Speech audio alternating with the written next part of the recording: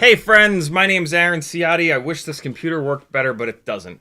Welcome to Happy Easter, my friends. Happy Easter. I look like a raccoon. I look like a raccoon that spent too much time in the sun. That's a throwback to 2019, actually. That's when I lived in Charleston. That is Sullivan's Island. That's up. That should be on the channel, I think. Anybody recognize that? That should be called like the Star Wars house. Hold on, I'm looking. FPV edits, and then yeah, I don't think we got to the point in that edit because it kept freezing where you can actually see this the Star Wars house. That's there it is, the Star Wars home. There you go. When I play media files off of the Spinny Boy hard drives, that's what happens. It just stutters and pauses, and it's absolutely maddening. I don't understand why it doesn't buffer more than like 10 seconds. But I don't know anything about computers, so you know. There's the link in chat if you want to watch the rest of that. It's a yeah, the locals. I was a local for a while, 5 years. I lived in Charleston. The locals call it the Star Wars home. It's actually a hurricane-proof home. Millions and millions of dollars. But yeah, it was designed to withstand a Category 5 hurricane. I think it was just be completely indestructible, and it's all round and it's insane. Kevin Sumner was first in the chat. Troy Prelog, Wake and Bake, Titan, Alexander, Apache Smokewood, Sniper, Freeloader, Douglas Otwell, Raging Leet, Scott FPV, Bob Bruce, Rock Crawler, Y'all Good, EBR FPV, Kilo Zebra, McMucus, Jackalope, Morton Upshot, Off Axis FPV, Fun Pervolt, Mr. Blue Sky, Cal Ral, Big Whoop FPV, Northern Tier, Danzel the Terrible, Robert G, Leaf FPV, Rio Lai, Kilo Zebra, Traffics AU, Big Whoop again, Troy Prelog, Wake and Bake, Walter, Rob Axelson. Rob Axelson, what's up, homie? How you been? I haven't seen you in the chat in a bit. Have you been lurking, or you been busy? Mr. B, Off Axis again, Limits 20, Hillside, Monkey D. Monkey D. Cluffy is in the chat. What's up, homie? Monkey D. Cluffy is one of my favorite people to stalk on Instagram. We are like-minded politically, and I love the propaganda that he posts. Fun per Volt, Max Morphix, and Brian B. What's up, everybody? Happy Easter. This is going to be a little bit of a shorter stream. We're going to go for like an hour, maybe an hour and a half, so that we can all get back to our families, because, you know, the big holidays are much less about religion and much more about spending time with your families, as far as I'm concerned. And so, yeah, let's do that. But I'm here for you for a little bit, in case you're separated from your family or you just hate them. I'm here for you. Hope maybe you like me more than your family. I don't know. You do you. If you want to talk to me in the chat, all you got to do is type Ciotti. For the record, having strong boundaries with families that don't treat you well is totally fine. Do not ever feel bad about that. That is a life skill. That is a part of being an adult, and it's okay. Cool? Boundaries are important. Trust yourself. If a group of people make you uncomfortable and are unwilling to understand and you've attempted to have conversations with them and communicate with them and they just refuse, totally fine to put up a boundary and say, you know what? Fuck y'all. I'm doing me. If you want to talk directly to me in the chat, all you got to do is type CiottiFPV. If you do that, it'll light up an orange for me. If you don't do that, nothing will light up in anything, and I won't see it. You can also do a super chat if you want to support the insanity that is trying to do FPV full time. And then over on CiottiFPV.com, there's a million ways that you can support me. Patreon helps me out the most, and we are going to give a ton of Patreon shout-outs here in a minute.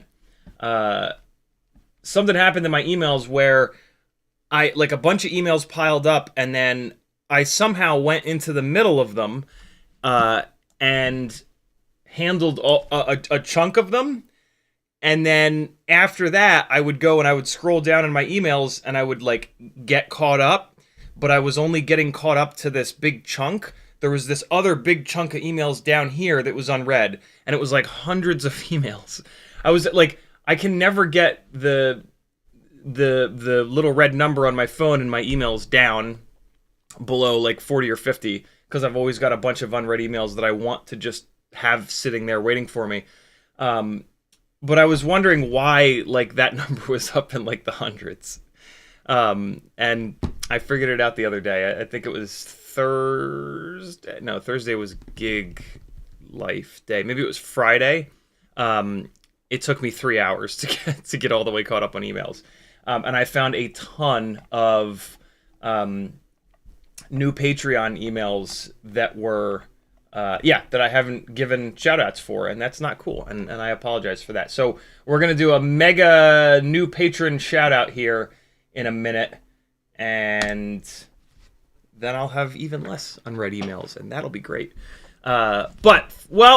Actually, we're going to do that right now, because if I start going through chat, you guys are going to inevitably ask awesome questions. I'm going to get carried away, and then I'm going to forget to do this. Chris, Floyd, all of these people, welcome to the Gangly Gang. Thank you so much for your support. Patreon is the best possible way that you can support me.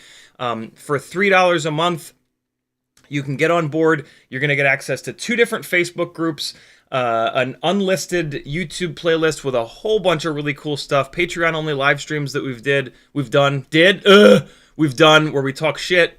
Not really, just, I don't know. Sketchy flying that I don't want to be public, half-done edits that I've asked you guys for advice on, how does this song mix with it, stuff like that. Full access to the Discord channel where you can rent out a box of all the stick ends that exist, and you can actually try them to see which ones feel best rather than which ones look the best on a website, which tells you pretty much nothing. You can also rent out a set of calibrated weights from me to calibrate your digital scale so that you're on the same playing field as me in case you're, wanting to be super accurate with your measurements, and all kinds of other fun stuff. For $5 a month, you can get in on giveaways. Tomorrow night is our April giveaway. So it's an awesome time right now to bump from $3 a month to $5 a month so that you can get in on the TinyWhoop and Toothpick giveaway tomorrow night. Or if you just haven't joined yet, jump on at the $5 tier, and you can get in on giveaways. Every first Monday of the month, we do 4 giveaways. First giveaway is for TinyWhoop and Toothpick stuff. Second giveaway is for 3-inch micro and CineWhoop stuff. Third one is 5-inch parts. Those tiers are $5 a month, $10 a month, $20 a month. I buy most of this giveaway stuff, and so the cost of the tier allows me to buy more expensive stuff for the higher tier giveaways. And then the fourth giveaway that we do is open to everybody if for some reason you don't want to join the Patreon. There's a whole bunch of other ways that you can support me over on CiottiFPV.com, but Patreon is the best and you get the most stuff for it. So yeah, all these beautiful people are patrons. Chris Floyd, Stefan Becker, Kevin Russell, Stavel FPV, Tim Hartman, Sleepy CBR, Max Farrell, Jaron Deegan, Rodney Lorimer, Kenneth Ward, Pavo Luds, Alexander Popov, Tim Haupst. Hopefully I'm not massacring too many of these names. Smoking Dog Cujo, that's a good one. My tax forms are ready. Don't want that to not be unread. Robert Lorenzo, Jonathan Jonas. Welcome to the Gangly Gang, friends. Thank you so much for your support. It really means a lot. It's literally the reason that we can do this and keep this thing going. Jay Hines. Nope, stop that. Paul Wynn. Just John. Just Jon. Welcome, my friends. Thank you so much. Kenneth Robbins, Andy Welma. I consistently have trouble with this in the chat. Paratino, I think it is. Paratino Photography. Welcome, friends. What else we got? Parkour Guy. There's all these emails in between that I need to be unread. So I'm having to click back and forth. Vincent Kowalski. Hey, and I'm caught up. Nope. Ray Borman, our newest patron. Welcome to the Gangly Gang, Ray. Thank you so much for your support. Insta360 Go is having a spring sale. You can save up to $140. Shame they don't sell the Insta360 Go 2 anymore. Mark is unread. Look at that. Now I'm down to 22 unread emails. I cannot remember the last time it was that low. Probably all 22 of those need attention. Apache Smoke Wounded Sniper tagged me in chat, said, "What's up, CiottiFPV and gang?" Apache Smoke, of course, is the beautiful bastard, in addition to Quadbod, who've been doing the timestamps on all of these live streams. Thank you so much, Apache. Everybody give Apache a follow on his YouTube page here, if he has any content, and or a pat on the back in the chat. He's doing God's work, man. It's amazing that there are timestamps on these streams. It's great. Rockcrawler says, "What's up?" McMucus says, "Happy Easter from Las Vegas and all the ships at sea." Cal Rao says, "Here we go." Cal Rao says, "Hi. Thanks for chiming in on Bardwell's stream about the 1404 5000 kV motors on 3.5 inch. This thing is confounding me." All right, Cal Rao. So Cal Rao has a situation where it's a 3.5 inch rig with 1404 5000s. On 4S, yes, that is a little too high of a KV. A little too high of a KV. Most 1404s top out at about 4500 or 4600 KV. The T-Motor 1404 4600s are kind of the best of the 1404s. But the difference between 4600 KV and 5000 KV is not enough to where we can say, like, yes, you put the wrong motor on.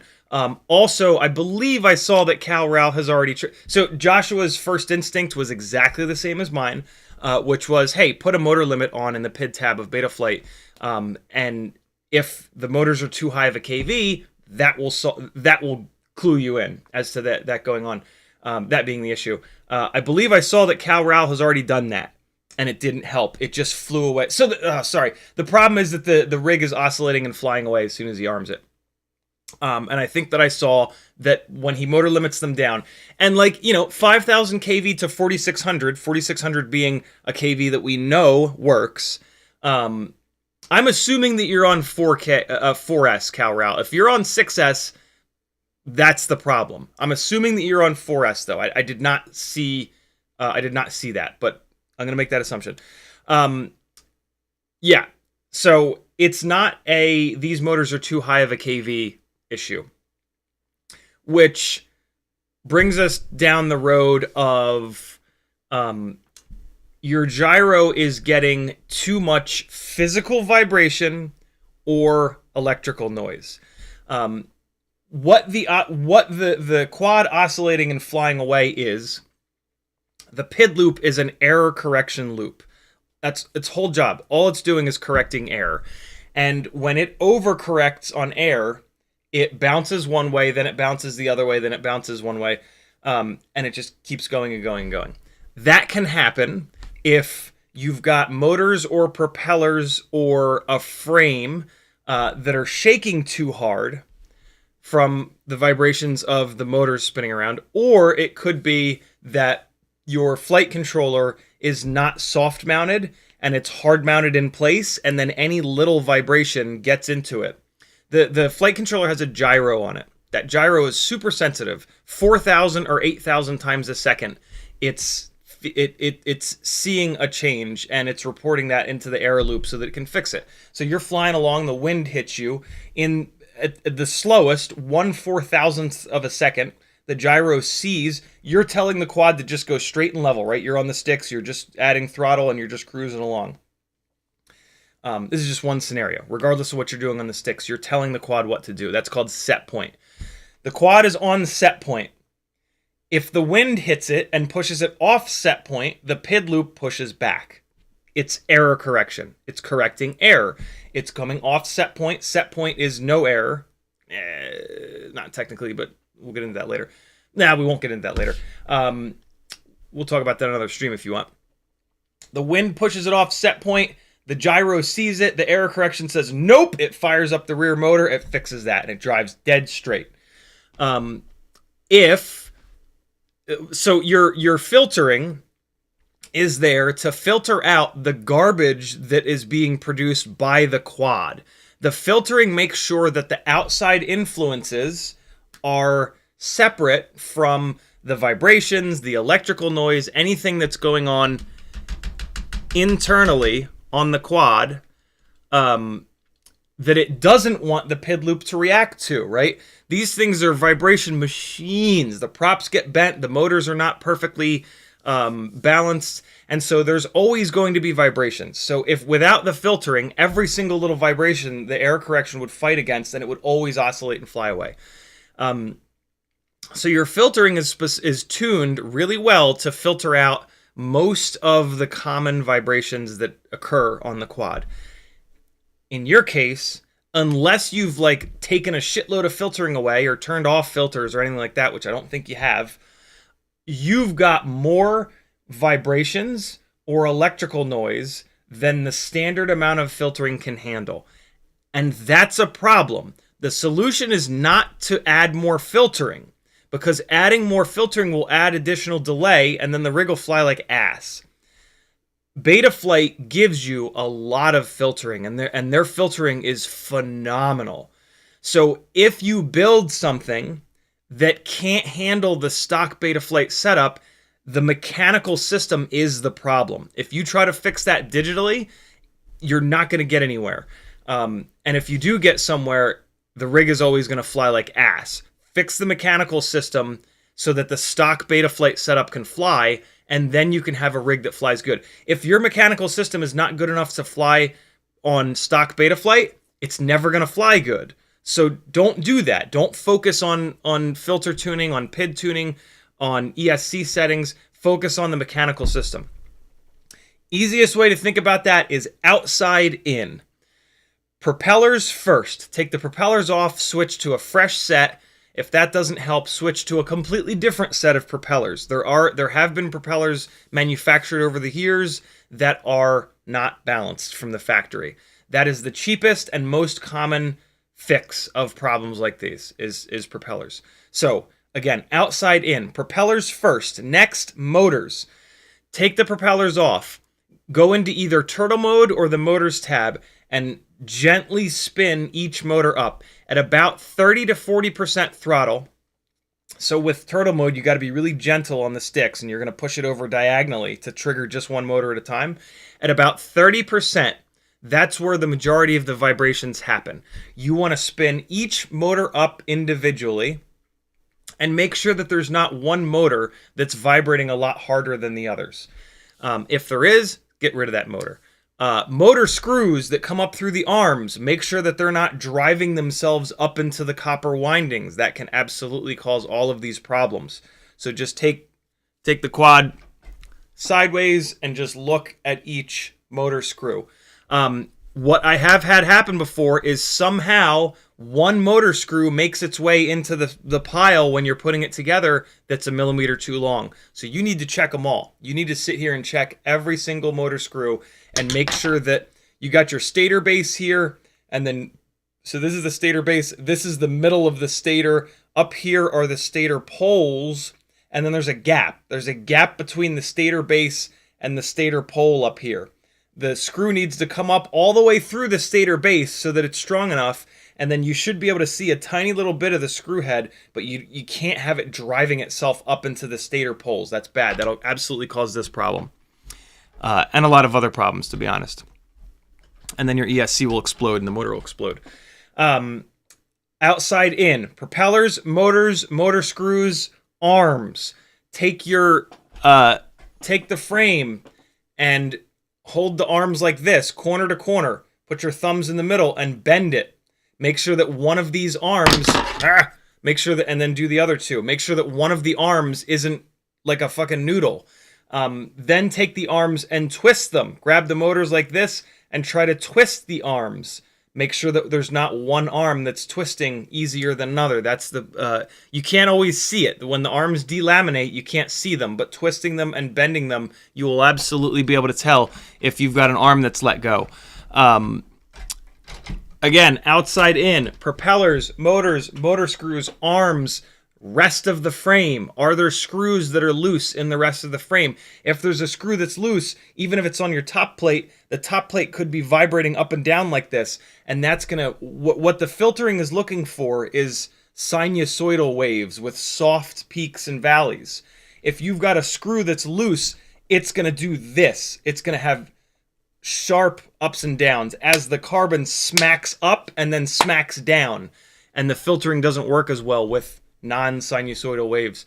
And there'll also be erratic waves. It won't be this, it'll be stuff like that, and the filtering is not quick enough to find all of those. And then finally, you want to look at your flight controller. Two things.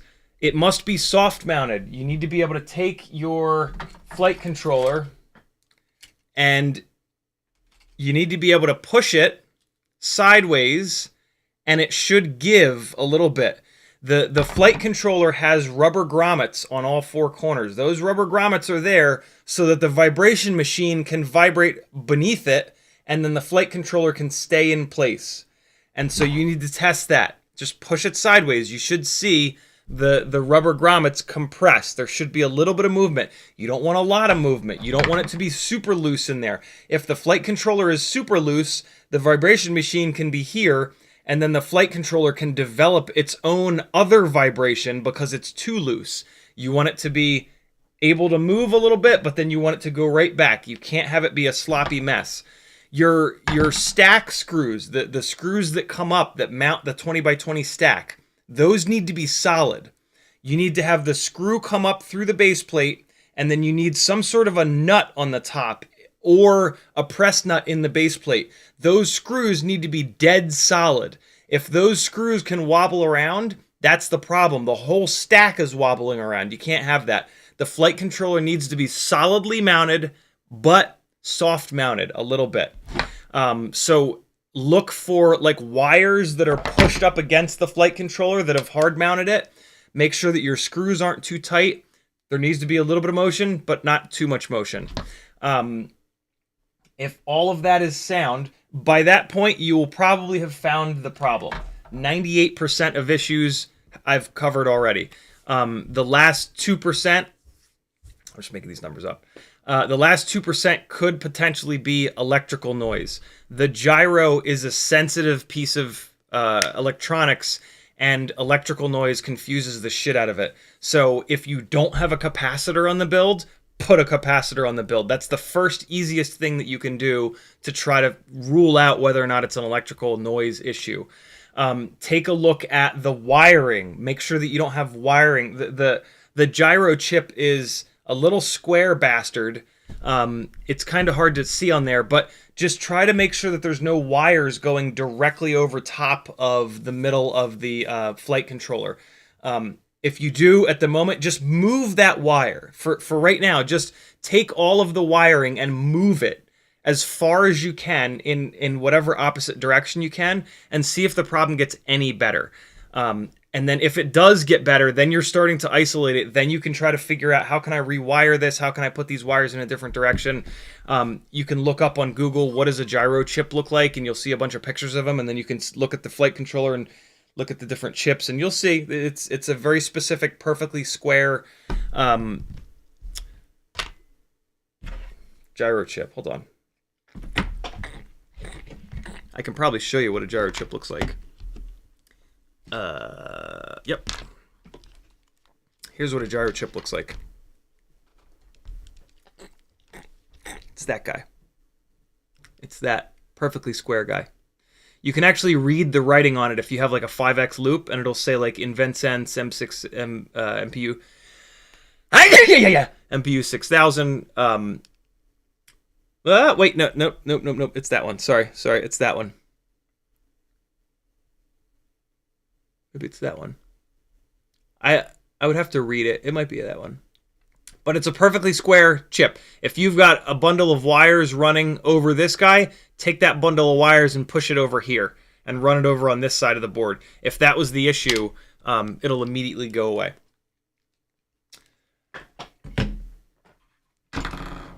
Hold on. The letters and numbers on these chips, if you Google them, it'll tell you what it is. Sometimes they're really hard to see. You got to kind of catch the light just right. I think it was the first big one that we were looking at. The giant square chip, the biggest square chip on the board is the processor. The rectangular chip on the board is the OSD. And then a bunch of the square chips are FETs, but those are usually smaller. Yeah. On a regular flight controller, it's easier. On those AIOs, you also have the ELRS chipset. You've got the VTX chipset. So there's a lot more square chips. On a regular old just flight controller, usually there's just going to be one. There's going to be the giant square chip, and then there's going to be another smaller square chip. That smaller square chip is almost always the gyro. That's about it, my friend. That's like a full complement of troubleshooting for you there. So go through all those steps, and if you still don't know what's going on, just throw it in the goddamn river and start fresh. Come back and tell us that you've checked all that stuff. Rob Axelson says, Hola Collective. Prop Junkie says, what are you talking about, bro? It's practically gone compared to the other day. Yeah, it's true. Yeah. My face still hurts, though. The fuck was that? There's ghosts in here, bro. Mick Mucus says, after crash, Mobula6 2024 image goes black or freezes every few seconds. You think connection, camera, or VTX OSD disappears too? Ooh, if the OSD disappears, that's not a good sign. Mick, I'm sure you know this, but for folks that are newer, and this is kind of a troubleshooting live stream, when you're dealing with... I know Mick knows this because he specifically said OSD disappears too. That's a huge clue. But take a step back whenever you're having video issues and just think of the path. Camera collects the image, sends the image down through a yellow wire into the flight controller. Flight controller has a big rectangular OSD chip on it. Video goes into that OSD chip. That OSD chip puts a transparent layer on the front with your OSD information on it. Then that sends inside the board through traces. It sends that video to the VTX on an AIO. On a regular flight controller, it sends that to a pad, which then goes through a wire to the VTX, and then the VTX puts it up into an antenna over the air into your goggles. So, if you lose video, but you still have OSD, the camera or the cable going from the camera to the flight controller or the trace from that pad to the OSD are the issue. Because the OSD is still transmitting video to the VTX or to the pad that the external VTX is on, right? If you lose OSD as well, the problem is not at the camera, not at the camera wire. It could be a problem on the OSD chip. The OSD chip could be shitting the bed. Or the trace between the OSD chip and, in an AIO's case, the antenna itself.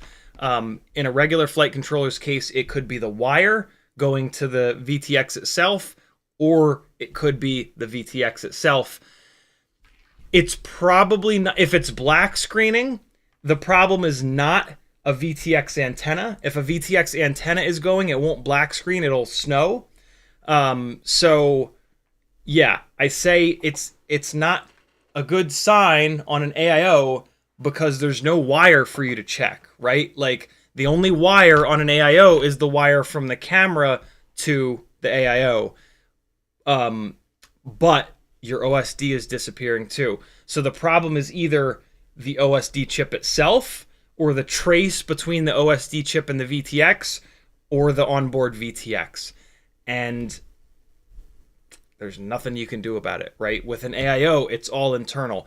If it was a separate flight controller, you could check the wire going from the flight controller to the VTX, and you could also check the VTX. You could just swap the VTX out. On an AIO, you can do neither of those things. So, I mean, technically, you can try to reflow the AIO by, like, putting it in the oven. There's all kinds of info on on YouTube and Google on how to reflow electronics. Realistically, that flight controller, that AIO is done. Keep flying it until it gets so bad that it's just useless. I mean, at this, it's broken, and so yeah, fly it to the fucking moon. Do a one-way whoop with it. Do something. Just that. There's your sketchy AIO. That's your super sketchy AIO. If you go to do something sketchy with it and it blacks out and you lose it, well, whatever. You would have just think to yourself, I was about to fly up onto that 40-story rooftop. I might have lost it up there anyway. So yeah, unfortunately with an AIO, there's not much you can do. I don't even know if you can reflow it because there's like plastic motor plugs and shit, and they might like melt. So yeah, I don't know. Reflowing it might kill it. So maybe just say screw it and do a one-way whoop with it. You'll get the DVR, see how far a whoop will go. Plan out a distance over water or something like that. But see, then you're gonna the one-way whoop thing kind of sucks because then you lose a set of motors, and so hopefully you've got a set of motors that you hate, a camera that you hate, a frame that you hate, right? Put together a hate rig and send it into oblivion. Or try to reflow it. If you try to reflow it, worst case is you kill the already dead AIO. If you don't have parts that you want to get rid of, try to reflow it, I think is the right thing to do. I was right about to read a Rob Axelson comment, and YouTube did the thing and scrolled me to the bottom, and now I'm scrolling back up to try to find my place. Rob Axelson says, Hola Collective. Prop Junkie says, what are you talking about? Oh, wait, no. Hold on. That's not where I was in the chat. Rob Axelson has been working 12-hour shifts, 6 to 7 days a week. Busy. Ooh, that is mega. Thank you for doing whatever you're doing. It's probably important work if they need you 6 or 7 days a week for 12 hours. Glad to have you back, brother. Glad you're still alive after that. Jesus. Rio Lai says, if I were to build a 65mm Walksnail Whoop for agile indoor flights, is there a part list you would recommend, or should I get an analog receiver for my Walksnail goggles and the Mobula 2024? 65mm Walksnail Whoop for agile indoor flight. Everybody's idea of agile indoor flight is different. Is Joshua still live? Why does it still say that he's live? What's happening? Is he live again? No. Oh, there it goes. Wow, YouTube was acting really weird just now. I have done that build on the channel. And so here's what you do. Come to my channel here. On all channels on YouTube, there's this funny little magnifying glass here. This will allow you to search only on this channel.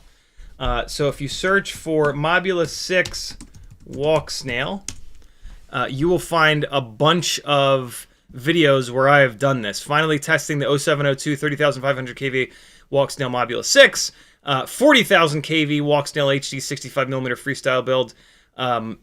Yeah, whole bunch of content on doing exactly that build. 30,000 K, no, that's Walksnail 75. So I've also done a bunch of Walksnail 75mm builds. Avoid those. A totally different set of motors and everything.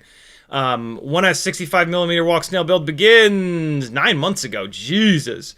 Will a 65mm Walksnail build rip?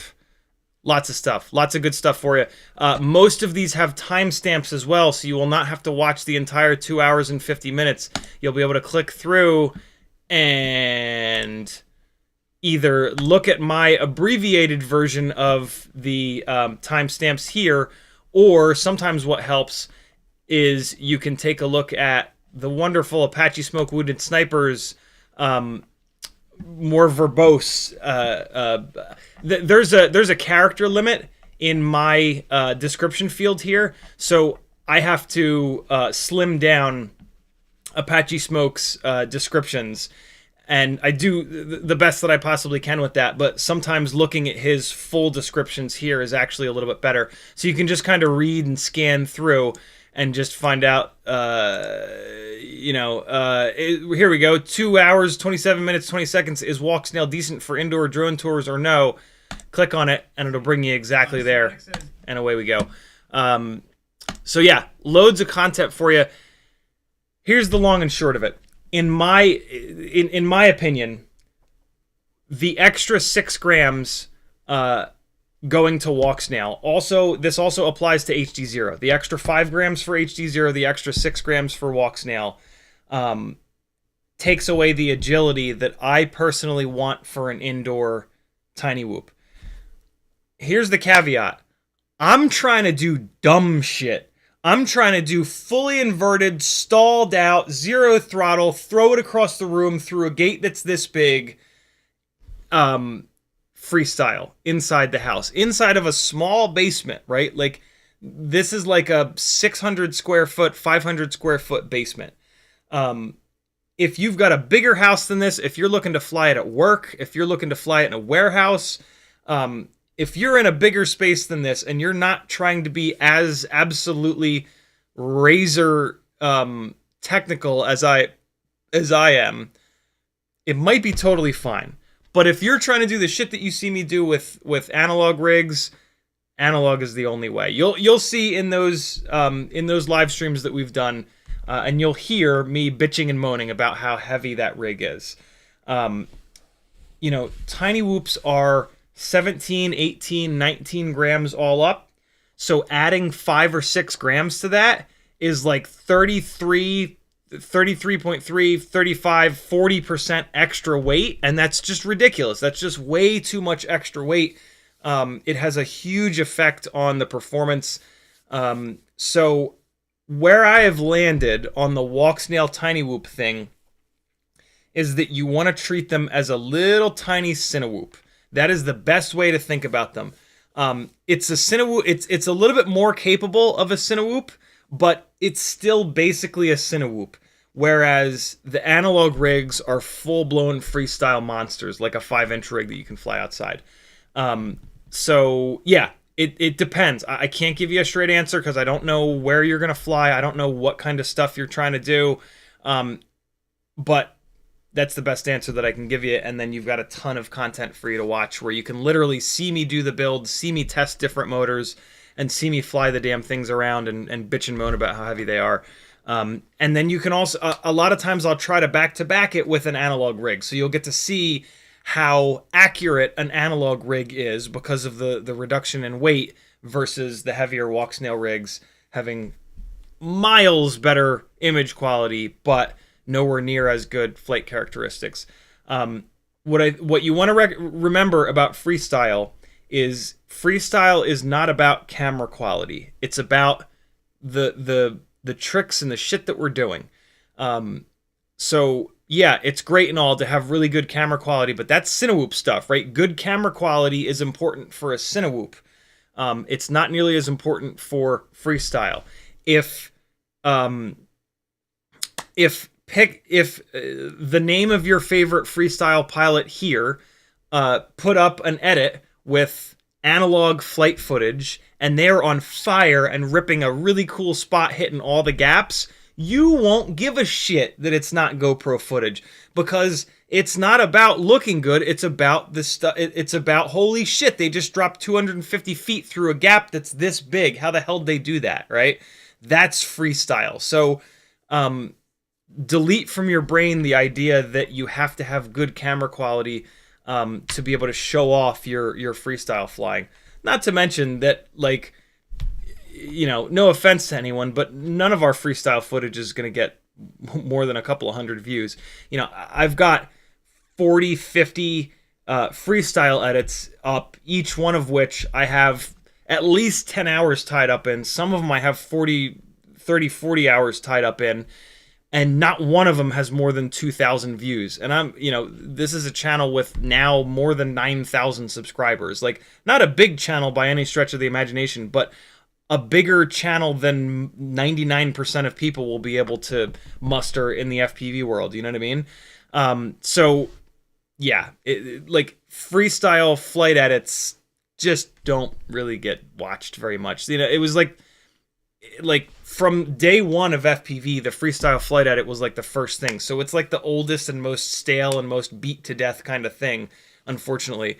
I absolutely love that that we're still doing it, and it's great, and it is the art of FPV, in my opinion. But yeah, just it's about what you're doing, not about the quality of the flight footage. Always remember that. That's really important. Great question, brother.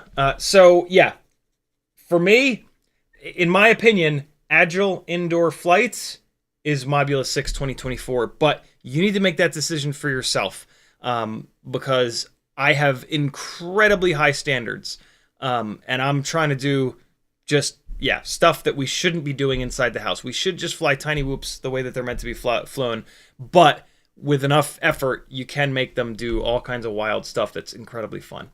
Off Axis dropping the Patreon link. Thank you, dude. Apache Smoke says, you're welcome, bro.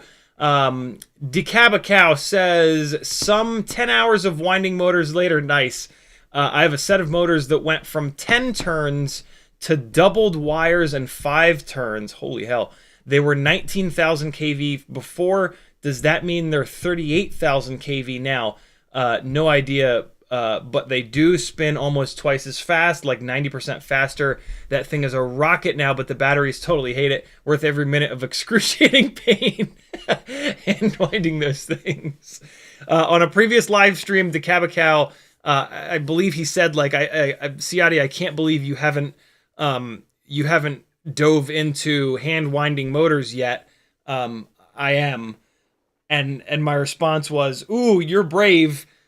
I've talked to people and looked it up before, and it looks to be excruciating.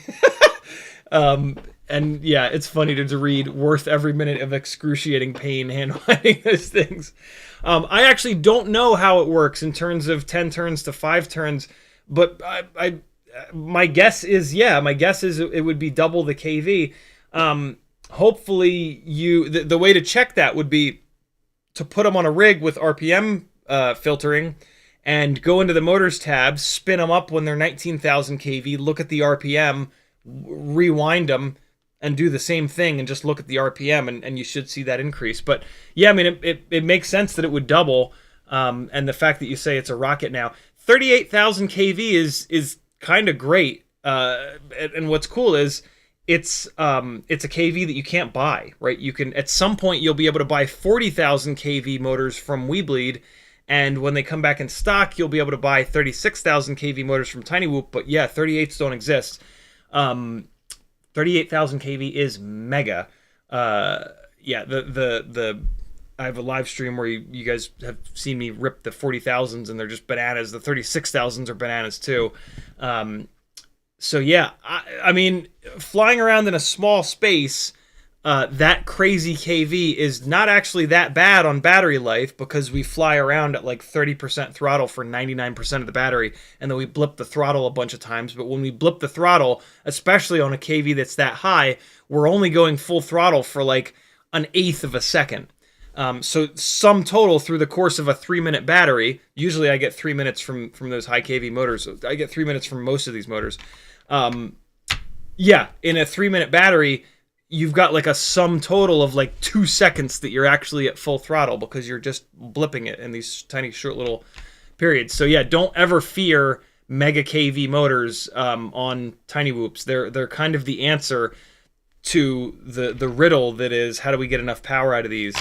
So yeah, and Decabacal's last comment says, and I'm never doing that crap again. So yeah, I'm going, yeah, the Logitech is flickering. So yeah, I'm going to continue to not rewind motors. My main, the main reason that I don't dive into really complex stuff that takes a lot of time, is that I crash hard and often. And when you spend 20 hours rewinding motors, and then you smash the shit out of them over the course of 20 batteries, in fairness, it's the stator that you're rewinding, and the stator is usually going to last a long time. Usually you're gonna hammer the motor bell. But just in general, if you've got a thing that you're going to abuse, in my opinion, you want to put all off-the-shelf parts on it, so that you can just send money to someone and have them send you the part that you just quickly and easily replace.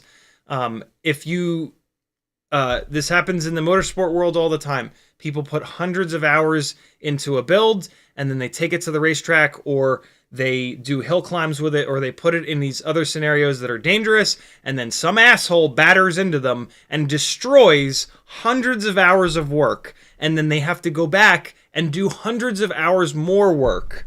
Versus, you build something with off-the-shelf parts, that same thing happens, you make that person buy you all of the replacement off-the-shelf parts, you bolt them on, and you're back on track. Same kind of thing with quads, in my opinion, is that try to use off-the-shelf parts. What I've also found is, when you've poured tons of hours into a build, you will not fly it hard. You will not fly it up over that unrecoverable rooftop. You will not fly it out over the ocean. You will not do the things that you would do to a rig that's just got $150 tied up in it that you can replace with another $150.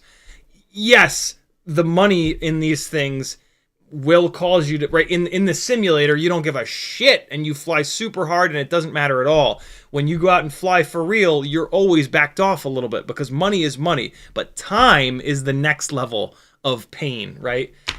So yeah, those are my main justifications for not going totally down the rabbit hole on like crazy customizations on quads.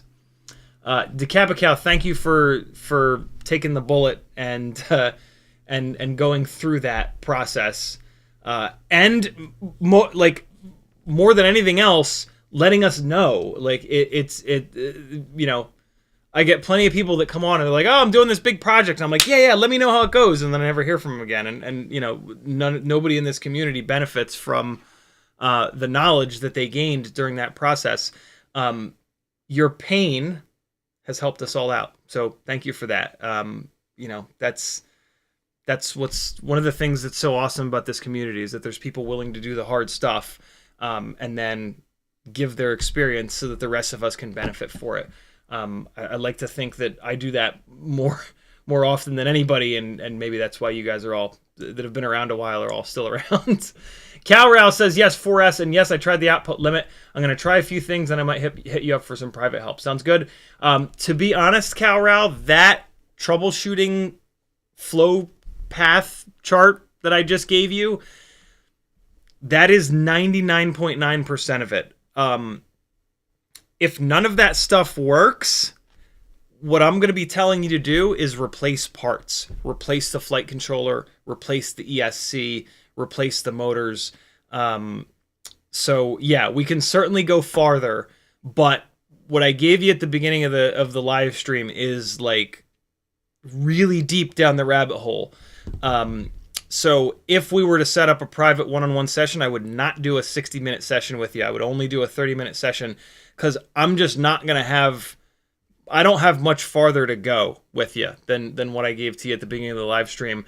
That troubleshooting flowchart, that sort of outside-in method, is something that I try to just send out into the world on these live streams as often as possible, because it's really important, and it's hard. It's really hard to troubleshoot these things, and troubleshooting them from most commonly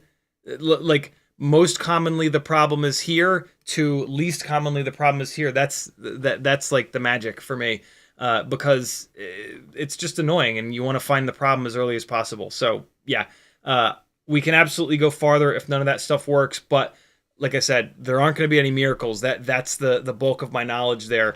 To go beyond that, you're going to be spending some money, unfortunately. But I can help you, like, hey, replace this first, then replace this, then replace this. That's how it goes sometimes in FPV, unfortunately. I've had plenty of builds over the last 7+ years where I go hours and hours and hours into the troubleshoot, and the problem was just that the gyro chip was bad, and it's really hard to tell when that's the case, and I had to replace the entire flight controller. The not so horrible thing about that is that you end up with some spare parts, right? If you buy a new flight controller and it doesn't fix the problem, leave the new one on there, and then that previous one is your spare. Just keep it. Now you replace the ESC. Hopefully that's the problem. If it's not, you've got an extra ESC. So you end up with these replacement parts that you're going to use. Like, you're going to break everything on all of your quads at some point. So it's not the end of the world. You'll get use out of those parts that you buy that aren't going to fix anything. That don't end up fixing anything. Michael Blade says Happy Easter. Calrow says, I've done the turtle mode thing. Motors seem smooth. No real noise on the black box. It's also not an arm. It's when I throttle up to fly. Screws aren't too long. I've tried different props. Yeah, when you throttle up, air mode comes on, and air mode is basically like the PID loop becoming fully active. And so when that happens, if there's electrical noise in the system, if there are too many vibrations in the system, that's when the problems begin, because it's overreacting. So yeah, and on a stock PID tune with stock filters, that just shouldn't be happening. Rob Axelson says, great troubleshooting advice. You should edit this to a short. It will help a lot of new pilots. Yeah, I always say, like, yeah, I'm going to do that tonight. And then at the end of the stream, I forget. Maybe I'll remember this time. T-Bird FPV is in the house. He says, that's what she said. I wonder what I'd said at 3:33. What's up, homie? How are you? Kilo Zebra says, it's usually easier to tell the gyro on an AIO, in my opinion, because it's one of the only ones that are aligned with the arrow at 45 degrees. Good call. Good call. You know what's funny is I was going to mention that, but it's not always the case. They don't always do that. Like, they don't have to do that. And in this case, they did not. Yeah, sometimes they'll do that. Sometimes they'll orient the gyro at a... So an AIO sits like this. This is up, forward, whereas a regular flight controller sits like this. This is forward, right? So a lot of times what they'll do on an AIO is they'll take that gyro chip that, you know, on a regular flight controller would be sitting like this, and they'll rotate it 45 degrees. The problem with doing that is that it ends up taking up extra space. Most of the components are square or rectangular. And so T-Motor chose to not do that on this, which I actually like. I like the decision to not do that, because it saves them space on the board, and there's no reason to not just digitally tell the flight controller that the gyro is 45 degrees. There's little to no benefit in putting the gyro up, forward, and back. You could make an argument that there's an advantage in that having the gyro chip square front to back, it isolates the part of the gyro that is... so the gyro measures vibrations left to right, front to back, and rotationally.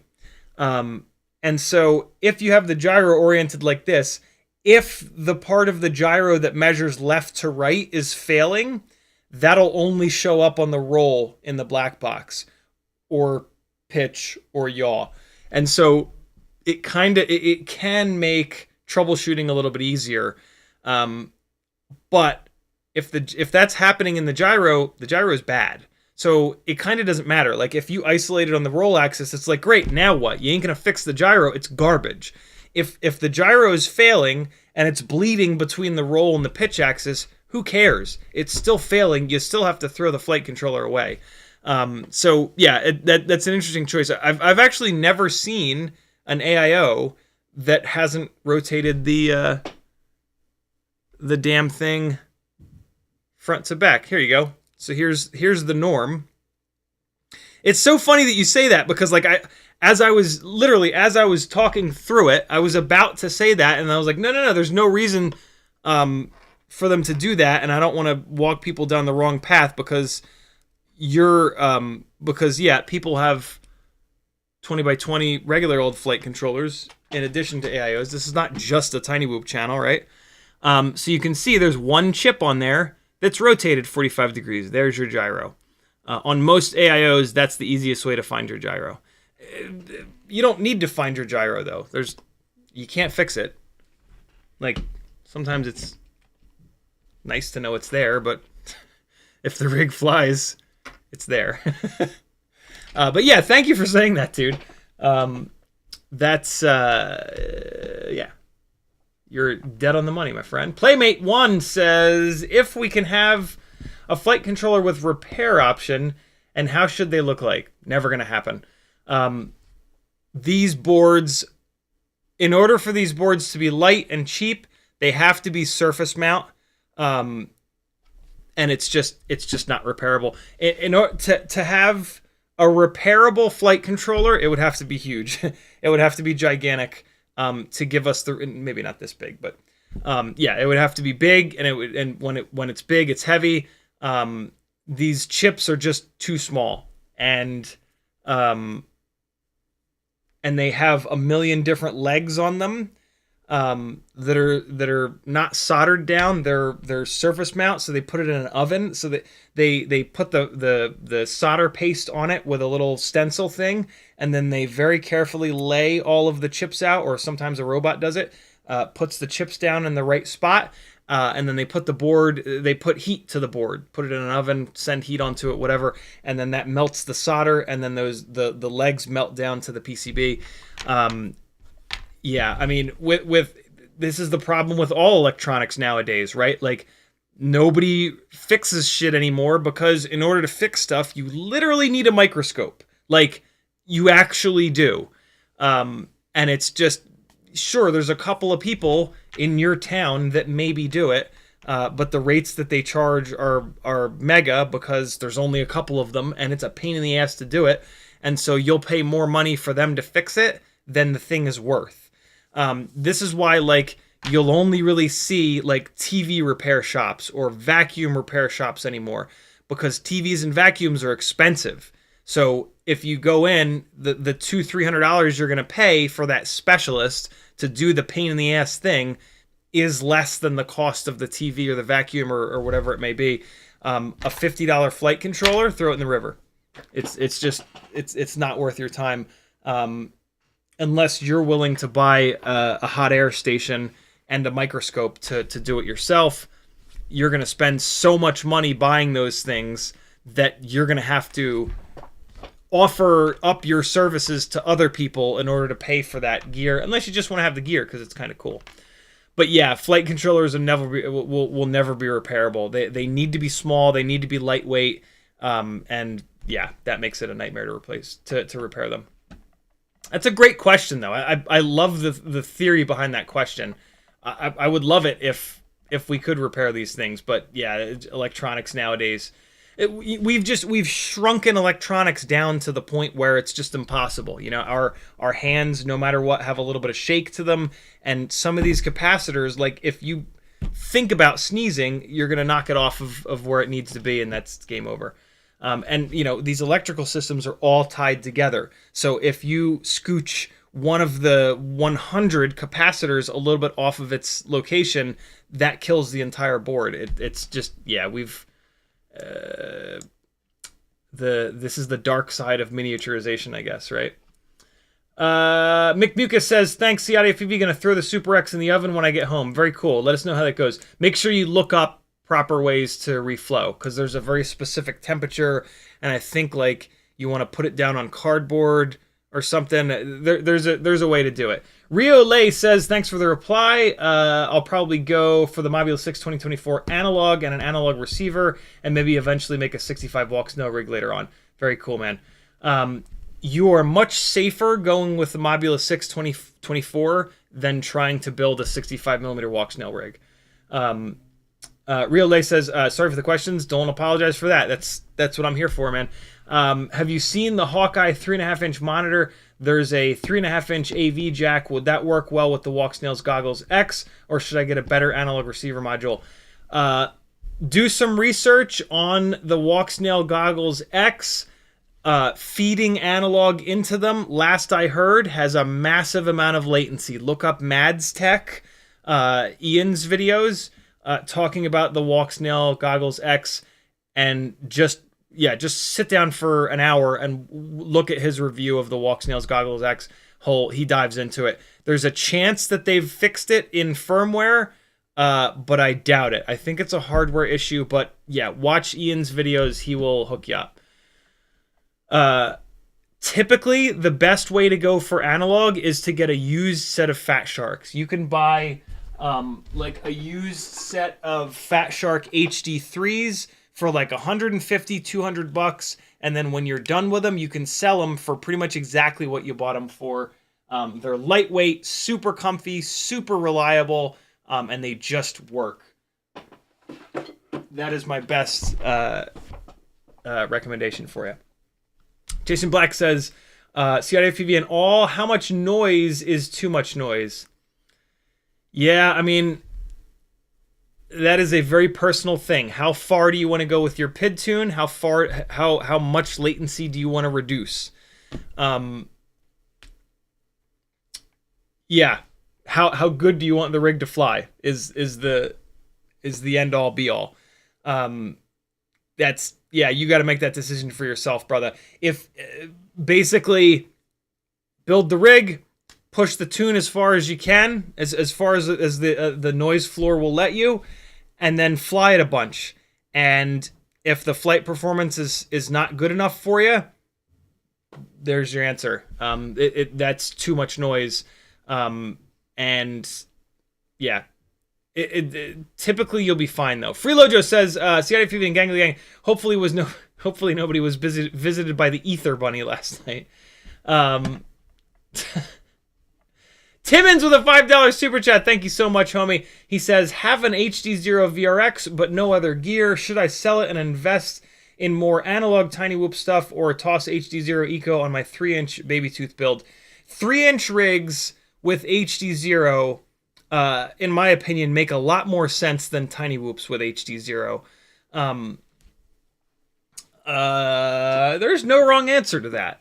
I don't think there's a wrong answer to that. Personally, I would sell it and then either do more analog stuff or get into Walksnail. That's just personally what I would do. I don't race. That's where HD0 is really good for. If you want to race, but you also want HD, HD0 unquestionably, no other option. But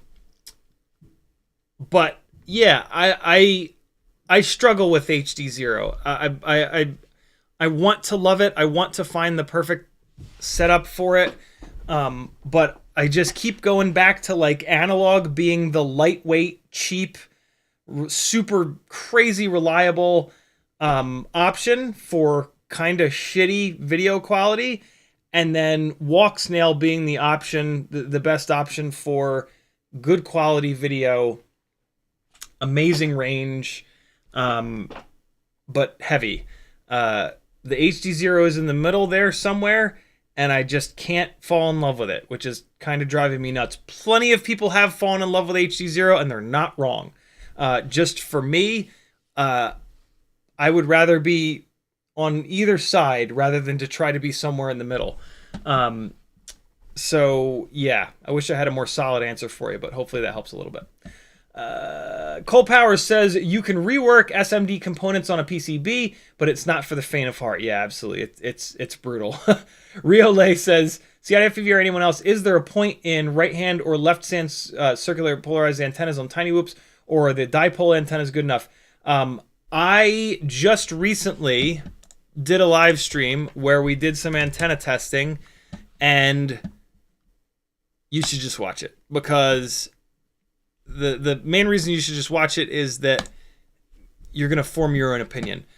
There's no hard and fast answer to that. It's a situational kind of thing. The quick answer is that the linear antennas are shockingly good because they're a little bit longer, and having the active element of the antenna away from the PCB is really, really important. Here we go. Here it is. No more repairs needed. Antenna testing. And then here, there's more in here. Antenna testing part 2. Use the timestamps for these two, and I really dove into it. And yeah, you can make your own decision. If you're going to be flying up above your head, probably the linear antenna is a better bet. If you're going to be flying level-ish with yourself, the circular polarized short antenna can potentially perform better. But jump into those two, and you'll get a full answer, and you'll learn a whole bunch. As I did. I learned a lot on those live streams. Rob Exerson says, my wife just texted me and said, how creepy is it that the ice cream truck plays Michael Jackson songs? The truck drove by.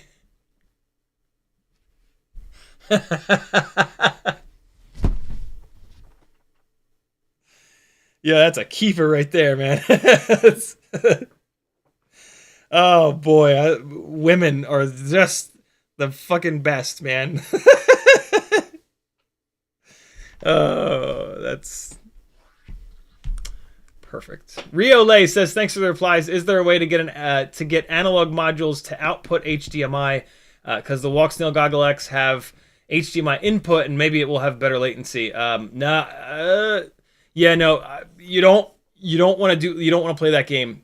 In my opinion, you need like the receiver on the goggles. Look for a used pair of Fat Sharks. That's your way to go. Look for a used pair of Fat Sharks. At some point, I mean, no, don't get the best case scenario is to get the HD0 goggles and put an analog module on them, but you're going to spend $1 million doing that. It doesn't make any sense. At some point, someone will put out a set of HD goggles. It's not someone. At some point, Walksnail will put out a set of goggles that you can also put analog into. But for right now, buy a used set of Fat Sharks or Sky Zones, or just a used set of analog goggles. And then when the perfect set of goggles that also works with analog comes out, you can sell it for what you paid. Just think of it like you're renting them out. Yeah, do that. Playmate1 says, but a flight controller with swappable receiver and VTX is really possible. Whoop flight controller with plug-in receiver, 1 gram, and a fixable VTX board would be nice for durability. What do you think? It doesn't work like that. We've tried a million different ways of pinning VTXs and receivers to boards, or just having boards with pins, and the pins break. What you want to remember is that when we crash these things, we generate 20, 30, 40, 50 G in that collision, and anything that's not totally bolted down or soldered down lets go. Christ, even the stuff that's soldered down eventually lets go. Yeah, many have tried, none have succeeded. And then the other thing that happens is, in the process of making this removable setup, you end up gaining weight, and on Whoops you can't have that. We struggle for every fraction of a gram. So it's a great idea in theory. Many have tried it, and everyone has failed. So yeah, I mean, If you've got some new way of doing it that nobody else has tried, awesome. But I certainly don't. And just, you know, the physical properties and the amount of force that's generated when we crash these things just doesn't lend itself to anything being removable. It just, yeah. It would be very cool, though. It would be amazing if that were a reality, but I've never seen anyone get even close to it, unfortunately. Alexander says, got to fly outside for the first time in 5 months this weekend. This has been a rough winter. DJI felt laggy after only flying analog TinyWhoops. Yep. I think I need some Throttle Expo on my big rigs, like you said. Yep. Throttle Expo is magic on everything. Just you don't need to add tons of it to most non-TinyWhoops. Douglas Otwell says, how about a Singularity with a longer tail so it sticks up high? That's the best case scenario. Unfortunately, they get very heavy. So I have that set up on the Tiny Lifters. So I actually had Hugo from TrueRC custom length this TrueRC Singularity, but this antenna is like 2 grams at this length.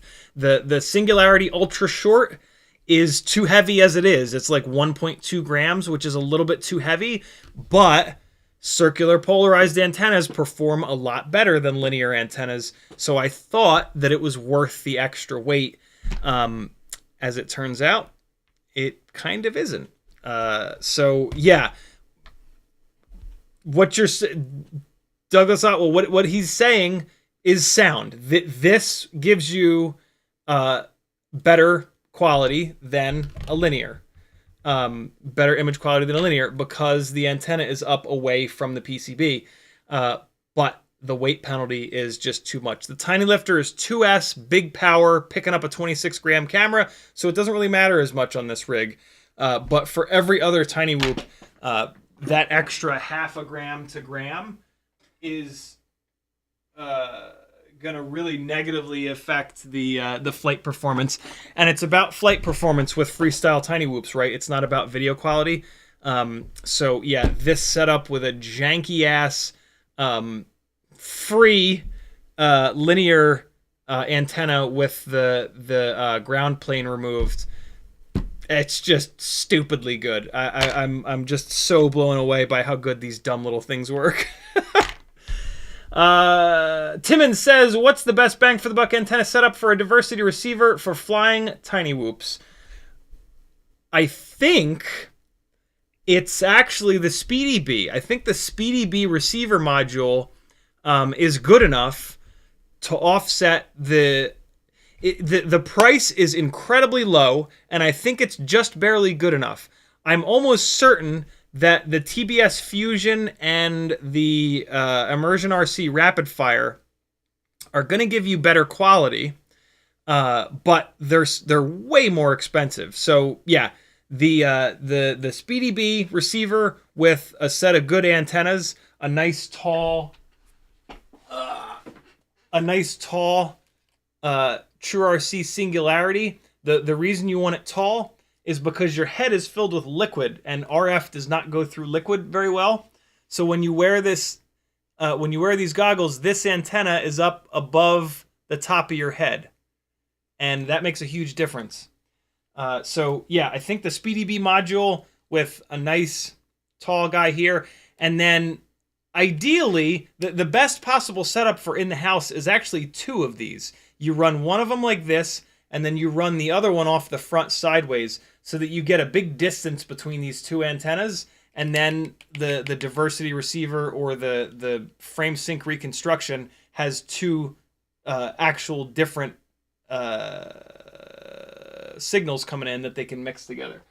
But yeah, this works fine. I don't want it. It makes it impossible to put these in my bag having the second long antenna. Plus, I have the other long antenna on the HD0 goggles over here. But yeah, that's the best setup. That's a setup that I stole from Nick Burns, actually. Nick Burns has done a ton of testing on the best possible analog goggle setup, and where he has settled on is 2 extra long antennas like this. One of them at a 90 degree from each other, I should say. Good question, brother. Rio Lay says, does the length of the dipole antenna affect it? For the Meteor 75 Pro, would any dipole antenna work?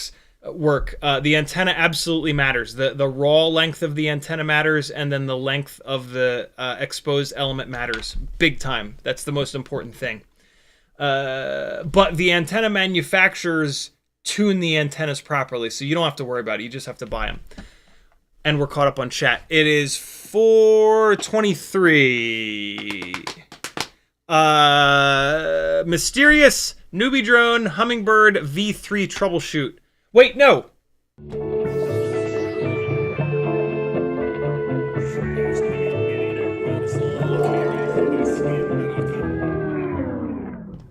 I stole that from Mighty Car Mods. Go subscribe to their channel. Giant thank you to T-Motor for continuing to offer to send me stuff every once in a while. They sent me their new Velox flight controller and ESC. I don't have any 5-inch rig builds planned at the moment, but there will be some sooner than later. So I'm hanging on to these for the next build that I do. Velox V50 amp SE 4-in-1 6S BL Heli 32. What you want to know about the T-Motor Velox line is that it's their sort of budget line. There might be, so the regular T-Motor stuff, the expensive T-Motor stuff, is manufactured by Acon, and it's the best of the best. It's the best that I've found. The Velox stuff, I don't think is manufactured by Acon, but from what I've heard, it's fine. And you know, with 5-inch rigs, it's a sliding scale of like, how much money do you want to spend? How hard are you going to hammer this thing to death? Personally, I have found that buying the most expensive stuff, not even the most expensive, buying Acon electronics. The extra money that I spend on Acon electronics, they have lasted so much longer that it's well worth it. But the inexpensive stuff has caught up, and I've heard that some of the, like the SpeedyB stuff, for example, Jesus, there's that SpeedyB stack that's like $45 or $50 or something like that a bunch of people that I trust have told me that they've hammered the hell out of, and it's survived. So the less expensive electronics have gotten a lot better, but in fairness, I'm still of the mind. I would not buy this Velox. I would spend more money on T-Motor's top-end stuff. I'm really looking forward to testing this. I hope that I can put enough batteries through this to kill it, to actually see how durable it really is, because it would be really nice if we could buy the cheap... If we could say, like, hey, I'm building a freestyle rig that I'm going to hammer the balls out of. I'm going to buy the cheaper stuff, because I'm going to hammer the hell out of it anyway. And then if you're building a cinematic rig, that's when you buy the really expensive stuff, right? Because you're not going to destroy it. So I love the idea of a lesser expensive line of stuff. I've just personally not flown enough 5-inch freestyle over the last couple of years to be able to accurately comment and say, like, yes, this, that, or the other is good enough quality. But as these guys make more and more and more of it, it should get better and better, right? They get more and more feedback. So yeah, pretty standard 30x30 ESC here. Nice big pads. Good amount of capacitors, not a ton of capacitors. When you buy the really expensive stuff, they will be loaded with capacitors, which the capacitors do the majority of the work to eat the electrical noise. This has a good amount of capacitors, and like if you're building a 5-inch rig and you're not putting another external capacitor on them, you're high. Calm down, get less high when it's time to build, and build it right. So should be fine in terms of electrical noise. You don't know until you build it, but the quality looks really good. There's not solder balls all over it. 99% of this stuff, the quality looks really good. I don't no glaring issues though. Ooh, something that I do like, they've put a physical gap in between the positive and negative battery leads. I really like that. I hate it when the PCB goes in between these two. It's just kind of a silly thing that makes it easier for the for you to bridge those two. So that's the ESC, and then we've got the flight controller here. And I always love doing a build that has like the ESC and the flight controller that are meant to be together, because out of sheer laziness, the little plug that, good lord, T-Motor.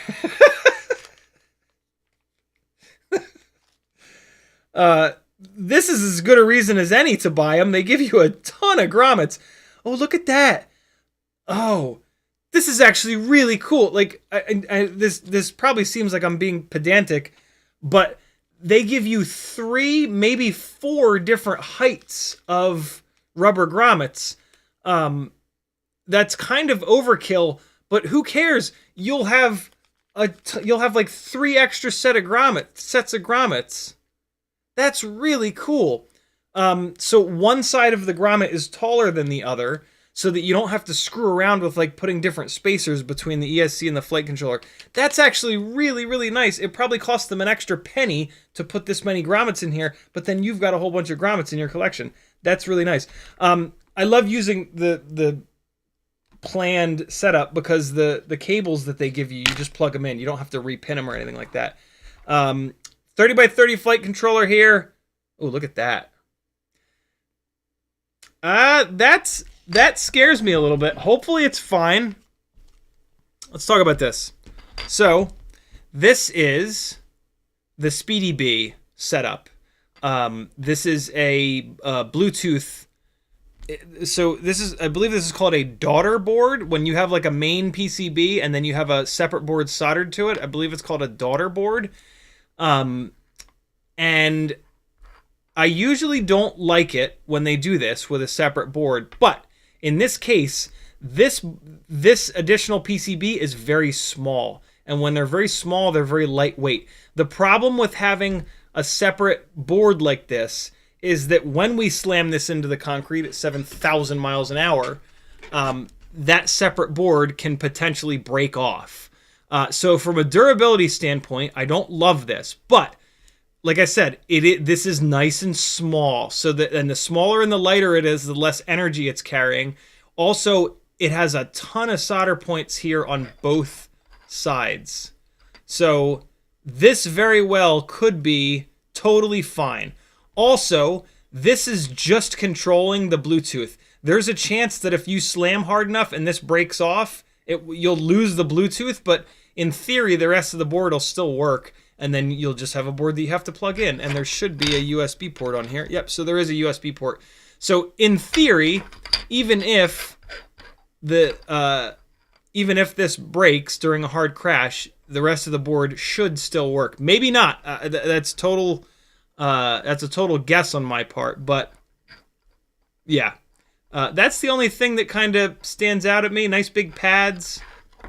The new USB, a whole bunch of plug headers. A lot of the manufacturers are doing this now where they're loading it up with plug headers and then they give you a whole bunch of different wires. It's a mixed bag. I love the idea of the build being easier because you can plug stuff in. On the other side, I have had... So these plugs, these are JST plugs. They have a very low number of mating cycles. And so if you build a rig with this and you're constantly swapping components, there can come a day where this plug has worn out. And there's probably solder pads where you can then replace it, but if it happens when you're in the air, you can lose the rig, right? So I'm very torn on having the plug headers. They've got enough pads on this thing where you can choose to solder everything. That's what I do. I solder everything up, and then I never have to worry about it. But yeah, a lot of times now they're giving you the pad. They used to make you pick. You'd have a flight controller that would be loaded up with plug headers, and then it would have like 5 pads. And if the plug headers failed, you're screwed. Nowadays, they're giving you both options, and that's great. It makes it a tiny little bit heavier, but it's for a 5-inch rig, right? So the extra weight of a bunch of connectors doesn't really matter. So this is a better setup, giving both pads and the plugs. If you want to use the plugs, great. If you want to use the pads, even better. Yeah, good looking flight controller. One possible little failure point with that Bluetooth board, but again, in theory, it should work without it. And massive thumbs up on a big ass bag of rubber grommets. That's amazing. Having these rubber grommets floating around is really nice. And having different heights of them is awesome. That is the right way, in my opinion, of setting your stack height, is with the height of the grommets. So yeah, good job, T-Motor. This looks like a great flight controller. Realistically, won't really be able to comment on that until I've crashed it a couple of hundred times, and that'll take me a while because I just don't fly a lot of 5-inch freestyle anymore. But hey, it's tough to get that kind of durability data out of anything before it's been discontinued. Yeah, like you get a component, you fly it a whole bunch. By the time you realize that it sucks, they've discontinued it and they've made a new model, and the cycle starts again. So it's tough, but T-Motor makes really good quality stuff. Velox is their less expensive line, so it's not going to be their top notch, but they're a company that makes good stuff. And so I would feel pretty comfortable buying this if you wanted to save a couple of bucks and have a basher rig. I'll let you know how the build, well, you guys will see the build. I'll do it here on the stream. Big Whoop says, is phone cam replacing Logitech cam? I'm here for it. It's not yet. So every time I launch OBS, my phone connects and it says, and it says, hey, do you want to use the phone cam? Do you want to use the cam, or do you want to disconnect? If I don't hit disconnect, it hammers the hell out of my phone battery. So I keep hitting disconnect, but I think, what I just realized, I think I can physically plug my phone in. Oh, well, I already hit disconnect, so it's not. I'm going to try to remember to physically plug my phone in moving forward. And then at some point, I will replace this flickering ass camera with this other Logitech camera here. And then I will lose this camera being on the desk because I will put it up here. And at that point, I will no longer have a handheld camera and I will have to use my phone. So that'll be when I move over to the phone cam. Thank you for that reminder because I keep forgetting about it. Parkour Guy says, glad to catch the stream live. What PID tune slider may fix build on a Meteor 65 airframe and 25,000 kV motors causing flyaways? If your PID sliders are in the middle, nothing. If your PIDs are pushed and they're more aggressive, hey, UAV Futures in the house. What's up, Stu? How are you, brother? Thanks for coming. Hopefully you're still here. If you guys aren't subscribed to UAV Futures, what are you doing with your life? Get your ass over there. Stu is an amazing guy. He is on team mental illness with me. And yeah, man, he's one of the very few people that has been brave enough to actually talk about mental illness shit live on the internet in the FPV space. And for that, he has my eternal thanks and respect and support and all the good things. It is hard as hell to talk about. It's uncomfortable. It opens you up to weird criticism. And it potentially opens you up to weird real life awfulness. Like jobs finding out that you have mental health issues and not hiring you or firing you. It can get really nasty. It's actually not the best idea to admit in a space that's forever, right? The internet, that you have shit like this going on. So the folks that are willing to do it along with me have my never-ending love. And yeah, it sucks, man. It sucks top to bottom. It sucks not being able to talk about it. A big part of the reason that it sucks in general is that nobody talks about it, and it sucks to have it.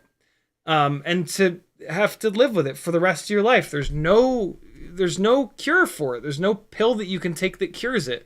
There are pills that help with it, but they come with their own side effects, and then you have to deal with tolerance issues over time.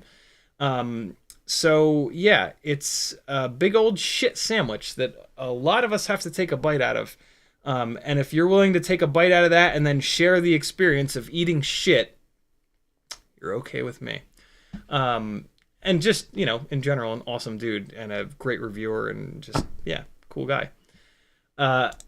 Stu, I'm going to make you a moderator because I want your name to show up in blue so that I notice it, but I don't want you to ever feel like you have to moderate in here. I just literally want your name to be blue. Also, yep, I want you to be a standard moderator. There you go, brother. You are now officially blue. Parkour guy, yeah, if your PIDs are cranked up, take the D slider down. Also pull the P and I gain slider down. It's the top two sliders. You can alternatively take the master multiplier slider. If your sliders are at 1.0 top to bottom and you're still having flyaways, it is not a PID problem. It is not a problem that you want to fix with the PIDs because you will cripple the flight performance of the rig. It is a mechanical problem that you want to look into. Very early on in the live stream, I went through a really nice flyaway troubleshooting flow path. So rewind, it's probably about 20 minutes in, and follow that. It's basically outside in. Check your propellers first, your motors next, your frame or arms third, and then the soft mounting, flight controller, electronics last. That is ordered from most common problems to least common problems. Blind Pyro says, do you know any good 2.5-inch toothpick frames? Unfortunately not. I'm only one. The only one I'm aware of is Gems from Pirat Frames, and it's sold out everywhere. Yeah, I don't know any.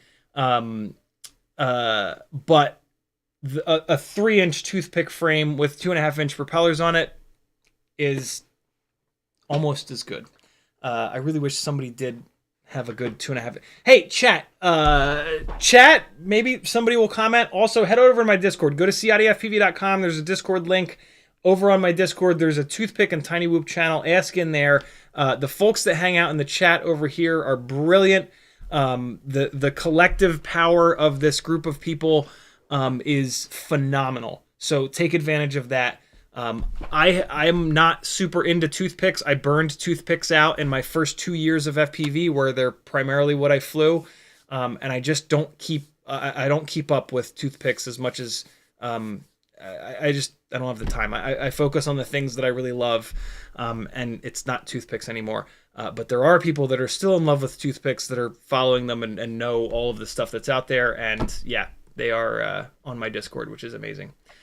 Rob Axelson says, Bot spoke about it recently. 438, 440. I think we're talking about mental health. That's awesome.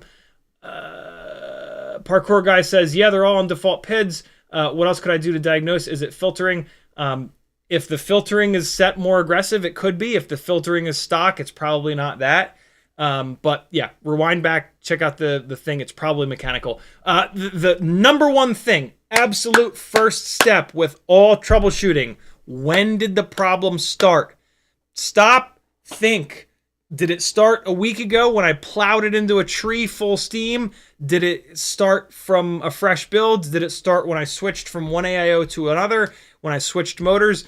Where the problem started is typically where you're going to find the solution. So think back to when this began. I know that sounds super basic, but I've done it. I've gone hours down the rabbit hole PID tuning, and then I'm like, whoa, hold on. I switched the motors, and then I look, and there's a screw. You know, one of the 16 screws somehow is a millimeter too long, and it's driven itself up into the windings. How the hell did that happen? I don't know. Was it in the box? Maybe.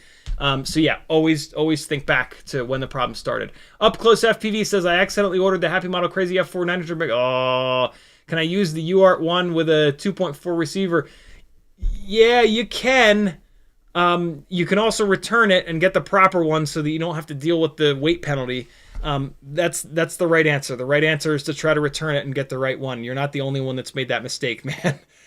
That's an annoying mistake to make, though. So yeah, see if you can return it. Hopefully you haven't soldered it up yet. Okay, good. I'm caught up again. Stu, by the way, if you want me, I try to read all the comments by folks that are lit up in blue. I don't do as good of a job. The comments that I read are the comments that people type CiottiFPV. When you type someone's name into the live chat, this is for everybody, I'm sure you know this too, but when you type someone's name into the live chat, you don't have to put an @ in front of it, but as long as you spell it right, it lights up in orange. my workflow on live streams is I just read all of the chat comments where I see orange, or super chats, of course. But yeah, if you want me to read something, Stu, your best bet is to type CiottiFPV, no space in between, and then I'll read it for you.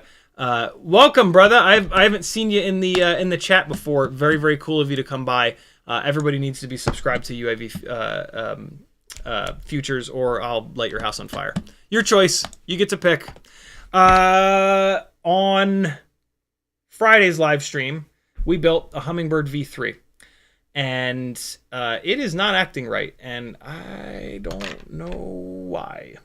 It is doing something that I've never seen before, which is pretty goddamn rare. 7.5 years in, having built probably at this point hundreds and hundreds of different rigs. On a fully charged battery, it is... what it looks like it's doing is it's driving the propeller and then it's braking the propeller, and it's like so the props are like spinning like this, but they're like stuttering all the way around. Once the battery discharges a little bit, it's fine. I've never run into this before. On Friday, we did about a half an hour of troubleshooting. We tried changing it from BlueJ 0.18 to 0.16, which I was sure would fix it. It did not. We tried changing the gate timing. I guess we didn't try going from 48 kilohertz to 24, but that's not the problem. We tried turning off the digital idle. And then I think that's pretty much all. I've been thinking about it, and I have a couple of other... I don't think we're going to fix this, to be honest. I think this AIO is broken, which we can test. Newbie Drone sent me at some point another one of these AIOs, but we're going to try another couple of things, and we're just going to talk about it. We're going to talk about what's going on here. One of the things that I realized in thinking about this last night, yesterday, whatever, is that I believe when we were in the motor tab of Betaflight, we were on a freshly charged battery. We were testing, we were trying to find a matched set of motors. I was showing you guys how to spin motors up and look at the RPM, and we were talking about how to, if you have two sets of motors, how you can put together one full set of motors that are the highest performance possible. In the process of doing that, I was using No, I wasn't. I was using batteries that were at 4.3. This is going to be a big troubleshooting step right here. This is a fully charged battery. Let me double check. Nope, not quite. This is a fully charged battery at 4.35 volts. We are going to go into the motor tab. We're going to spin these motors up, and we're going to see if it exhibits that behavior. This is going to isolate if this is like an ESC or a FET problem versus a maybe versus a something else problem.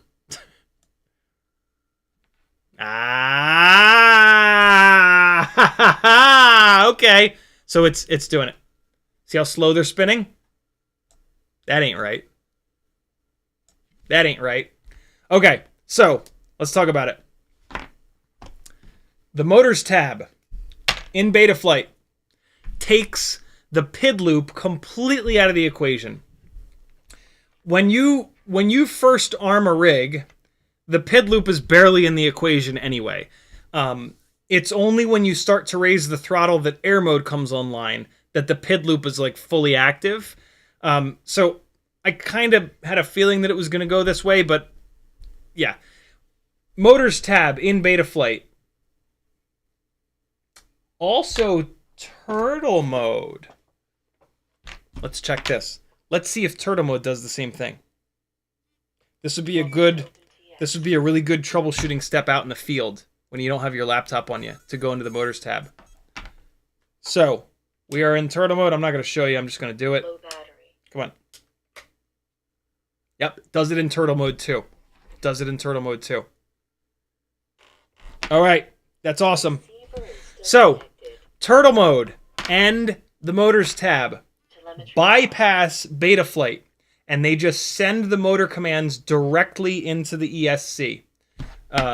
it goes into the whatever the hell the processor is that the ESC is using, and then that processor sends it to the FETs, and then, well, no, I guess the signal goes into the processor, the ESC processor, and then that signal the signal gets sent to the FETs. The FETs also get the electricity from the battery.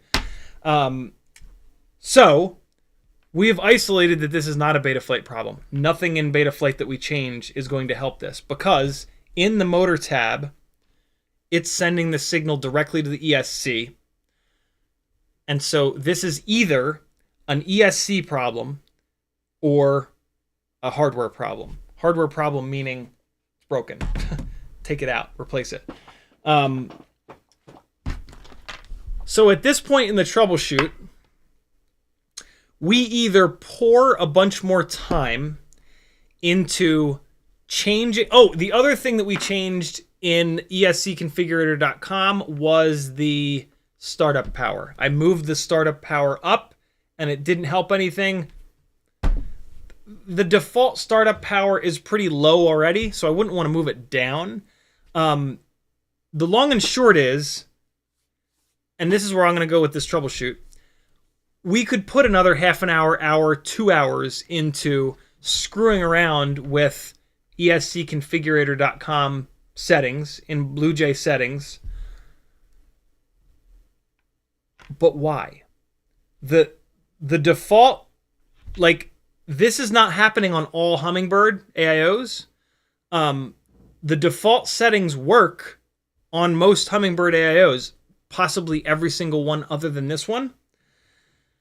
So why are we going... He's a mini schnauzer, Jay. So why are we going to spend a whole bunch of time crippling the settings, right? Like the default settings are a good setup performance. Something like this, we're going to have to decrease the performance of these settings just to get it to fly, and then it's going to fly like shit. We're not going to be able to bring them back up. We bring them back up, and it's going to start to do the problem again. So this is like... We all have like this Stockholm syndrome of like, no, it has to fly, it has to fly, it has to fly. If it's gonna fly like shit, what's the point? Return it. Send it back. You know, in this case, I soldered up a BT 2.0 lead to here. So Newbie Drone could maybe say like, well, no, you screwed it up. And I mean, I guess there's a chance that when I soldered this, I mean, Christ, there's even a chance that it's a cold solder joint. But it's not. There is a chance that during the process of soldering the lead up, something happened. I don't know. Look, it's up to the manufacturer. I wouldn't lie to the manufacturer if you choose to. That's your choice. But at this point, I'm going to return it. I'm going to send... I haven't heard back from... I've messaged Kelvin a bunch, actually, in the last couple of weeks, and I haven't heard back. I don't know if he's just super busy or what, but I'm going to message Kelvin and say, hey, what I'm going to do first is I'm going to take the other... MJWS quit. What the fuck's that? I'm going to take the other Hummingbird AIO that I have, and I'm going to install it on this rig with the same motors, same BT 2.0 lead, and it's going to work. At that point, I'm going to message Kelvin. I'm going to say, hey, here's a live stream. If you want to look at the troubleshooting steps that I took, this V3 Hummingbird is not working. Do you want me to send it back to you so you can...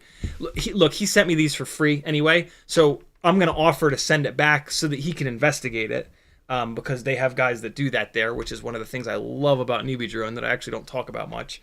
But they've had me send a bunch of stuff back. They've sent me a bunch of prototype stuff over the years, and when I break them, they've asked me to send them back. They send me a return label, and they asked me to send them back so that their engineers can take a look at them. It's pretty cool. And I'm going to do the same thing with this. But if I had paid for this, I would send Newbie Drone an email and say, hey, here's what happened. Can you hook a brother up? A lot of these places will. Some of them won't. And if you've changed something on it, right, they sell you a product. They don't specifically say like, hey, you're allowed to completely screw this thing up and then we'll still return it. That's unreasonable, right? Some of you guys suck at soldering. That's not Newbie Drone's fault. They can't warranty everything. And so it's on them. Like if you tell them that you soldered on a BT 2.0 lead and they still offer to replace it, that is fucking phenomenal customer service, right? Like, they have every right in the world to go, fuck no, I don't know who you are. You're probably a shitty solderer. You probably broke the damn thing.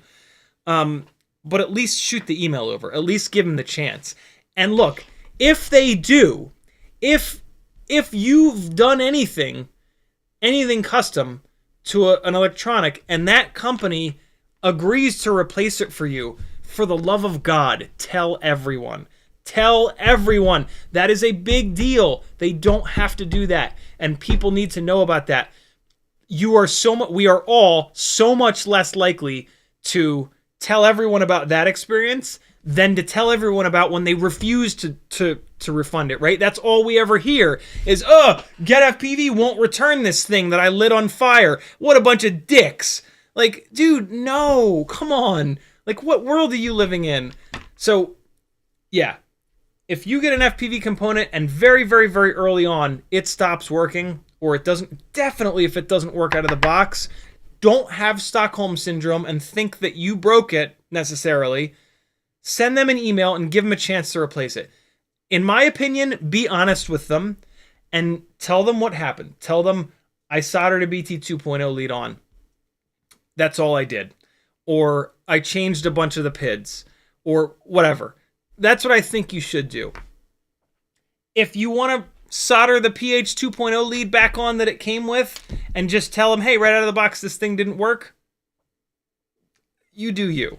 Look, like, you probably didn't screw it up when you soldered the BT 2.0 lead on. And if you tell them that, and if you solder this back on and you do it nice and clean, right? Like 99% of the time, you're probably fine. It was probably broken. But if you want a totally clean conscience, tell them exactly what you did. And if they say no, just understand that that's within their rights. That they're dealing with, especially Newbie Drone, right? Like, Newbie Drone's product line is geared towards new folks, thus the name Newbie Drone. So I have to assume that 90+% of their customer base are bad at soldering, and it's easy to blow stuff up when you're soldering. But yeah, I think you'll be surprised how often manufacturers are willing to return stuff that you've done light modifications to. If you've crashed it 500 times, come on now. Come on. There you go. I'm not going to switch this AIO because I told Maggie I was going to do a shorter live stream, and it's 4:56. I'm going to go upstairs and celebrate Easter with the family after I get caught up on chat though. So yeah, there's the end of the troubleshoot on this rig. I'm not going to dive down the ESC configurator rabbit hole any deeper than I already have. I'm going to assume that there's something blown up on this. Actually, instead, what I'm going to do is very quickly take a look at the motor screws and make sure that I didn't put motor screws in here that are too long.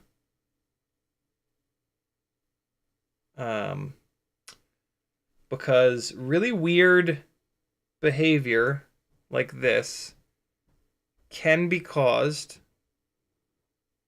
by motor screws that are too long driving into the windings, or we're good. Or breaking the little tiny PCBs on these Newbie Drone motors. But now we're fine there. This is me doing a visual inspection. You wouldn't believe how many problems you'll catch doing a visual inspection of this stuff. But no, we're fine. I skip a lot of steps because I've done so many builds. It's important to not skip steps for me as well. So yeah, I need to check myself sometimes, but I think that this AIO is blown up. I'm going to swap another one of these that they sent me a while back off the stream, and I will give you guys an update on Whoop Wednesday, probably not tomorrow night, more than likely Whoop Wednesday. And then maybe we'll have a flying Hummingbird V3 again. Cool? Makes sense? Everybody still with me? Cool. Let's get caught up on chat, and then we will all go celebrate Easter. Wait, no, hold on. I did put 6 batteries in the description in the title of the live stream. We're not gonna fly 6, but we're gonna fly at least 1 because I want to show you the. Speaking of Teddy Spaghetti, the miniature Schnauzer, I want to show you the very cool Easter present that Maggie got me. That's just hysterical. So let's at least do 1 or 2 quick batteries. And it looks like I have gotten to the bottom of the VRX needing to be unplugged and plugged in. It was hooked up to the USB hub that has recently died. So yeah. This is the 36,000 kV 0702 CiottiFPV Ultimate Freestyle TinyWhoop. Here we go, my friends. Whoa, look at that. Why is it so blown out over there? Holy Christ. Oh, God. The power! The power and the lightweight!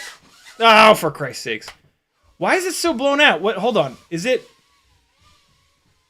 blown out like that for you guys as well? Oh, it's not nearly as bad for you guys. Do I have the brightness turned up on these? Oh, yeah. The contrast is turned. Oh, that's better. The contrast is turned way up on the goggles. All right, let's get into it here. Oh, wow. The door is not very opened. Oh, there we go. All right, let's visit the spaghetti monster. Oh, where's that fan at? Where you at, Teddy Spaghetti? Tedward Cullen, there he is. There's Tedward Cullen, the most adorable dog in the whole wide world. Hello, little buddy. You're my best friend. Ready? Look, check out his demeanor now. When it's in the air, look how he acts. Now watch this. Come here, buddy. Come here. No. Hey. Come back. Look how different he is when it's on the ground, right? Here he comes. He's so much more confident when it's on the ground. It's incredible. What's he gonna do? Oh, there's the charge. There's the Teddy charge. Oh, watch your beard, buddy. Those props are evil. Oh boy, he give you a little nudge.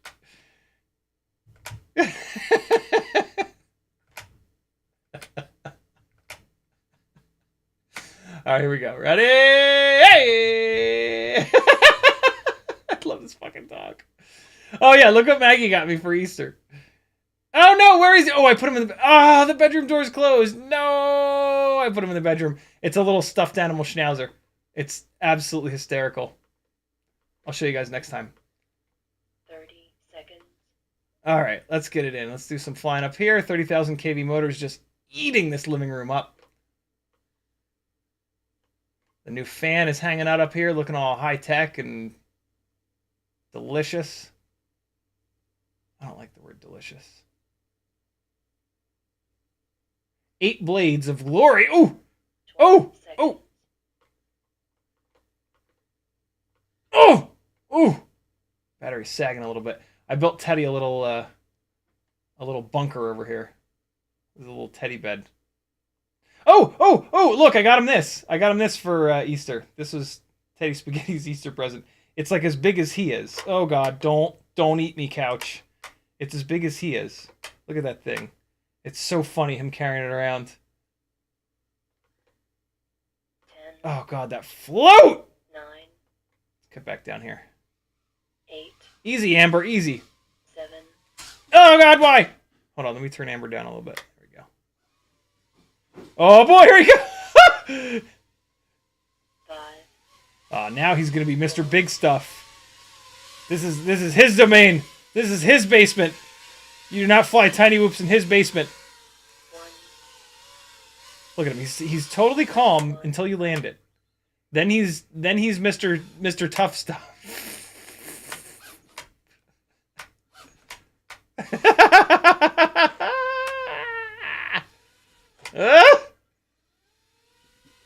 Easy. A little mouth opening. Careful, careful. Oh, I love you. Oh, the growl. Oh shit. Oh, we made it. All right, let's get one battery in, one proper freestyle battery in. Less screwing around with Teddy, more railing around in the basement. Here we go. Here we go, my friends. Hillside says, have you talked about the FPVcycle Glide 8mm yet? What do you think of him? I hope you build one. We talked a little bit about it on Friday. It's great. Bob was sharing. Bob's been sharing prototype pictures of me for months. I think it's gonna be awesome. You should do it. I'm gonna definitely do a build with it. Maybe that's where I put the Velox stuff. Real Day says, when I do power lips or split outs during the dive, 75 Pro experiences prop wash and sometimes almost hits the ground. Do I need to apply throttle earlier? Yes, apply throttle earlier, or put more powerful motors on it. With powerful enough motors, like on these 65mm rigs, you can do, like, so for example, right? I'm going to do a gigantic split S upstairs for you, and we're going to get 0 prop wash. 75mm builds are nowhere near as refined and dialed in as 65mm builds. So we're now like 20 feet up, and we're going to do a split S, and it, well, hold on. Let's do that again, because I hit something. We're going to do a giant throw, and there's a tiny little shutter of prop wash, but nothing crazy. And I wonder if I have any, headroom in this tune to dial that out. Let's see. Simplified tuning. Yeah, this tune is pretty backed off. Let's see if it'll fly like that. Woo! Teddy, relax, buddy. Wow. All right, so there's a bunch more I did not expect that. We're going upstairs together. What's up, buddy? Yeah! All right, so now with a bunch more D-gain. Let's see. Gone. See that? So, I mean, that's one thing that you can try, is to move your D-gain slider up 0.2 at a time, and then move your P and I gain slider up 0.2 at a time as well, like you just saw me do. Maintain that ratio. When the D-gain slider is 1.2, the P and I slider should be 1.0, and then 1.4, 1.2, 1.6, 1.4. But other than that, yeah. And I mean, 75 Pro is a big, heavy frame. You want to... I missed it. Oh, God, my power loops are weak today. Let's get it. There we go. Ah! Why am I waiting so... I'm waiting so long to pick the... Oh, God! Oh, for Christ's sakes. I'm waiting so long to pick the throttle up, which is why I'm... Oh, shit! I closed my eyes for that one. I thought for sure I was going to hit myself. Yeah, I'm waiting too long. Oh, for God's sakes. Here we go with the Plinko routine. Oh, get in there, Lewis! I love this rig so much! These Gemfan Bi-Blades are absolutely the greatest. Ooh!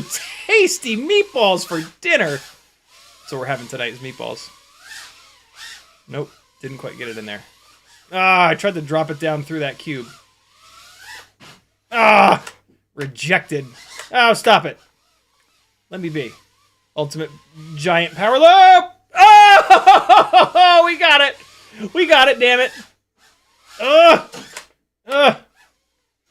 I was feeling dialed in for a second, and then it was gone. Easter shredding! Battery's dead.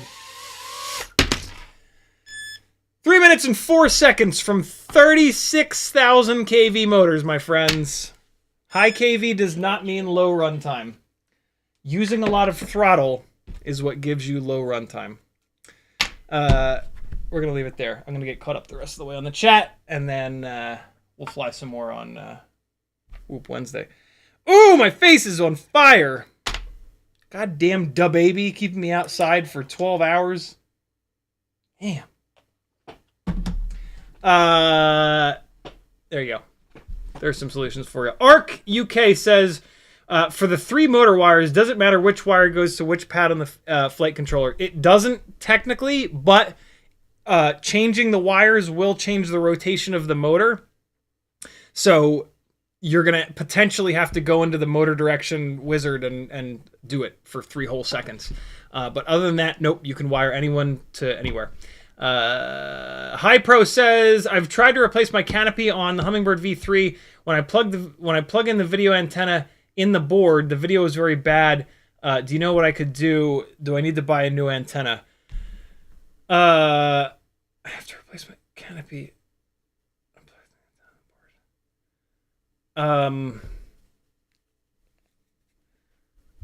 That's a tough one. I don't know what happened when you were replacing. Why did you have to replace the canopy? Did you slam it into something really hard and break the canopy? When you slammed it into something really hard, you might have killed the VTX on the Hummingbird V3. Definitely try a different antenna because it's really cheap, and you might even have one floating around. But that's probably not the problem. Definitely make sure that the antenna is plugged in all the way. I know that sounds super basic, but yeah, that's the first thing that I would try. Yeah, I mean, an antenna either works or it doesn't. So if you try another antenna and the problem persists, the VTX on the AIO blew up when you got into that crash that broke the canopy. I'm assuming. I'm making a bunch of assumptions here, but yeah, there's not a whole lot that it can be in that case. Off access, drop in the CiottiFPV.com link. Thank you so much, brother. UAV Future says, can you just connect the motors to a whole other board to see if the problems change? Yep, that's exactly what I'm going to do. You know, since it's an AIO, there's not a whole hell of a lot of troubleshooting paths to take. These are when the battery voltage drops down, the rig works totally fine. So I can't possibly imagine that the motors are the problem. There's nothing about the way that these motors, the way that brushless motors work, that would cause them to exhibit this weird ass behavior when they're getting more voltage. Like the brushless motors, they just get more voltage. They just spin faster and faster and faster. Anything's possible. But yeah, what you're describing is exactly what I'm going to do. I might as well plug the camera in while I'm at it because it's one more plug. But yeah, that's your great minds think alike, my friend. Blind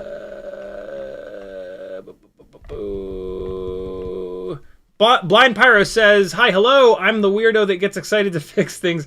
FPV is the best hobby I've ever had. I love that, Blind Pyro. I loved bench work for many years.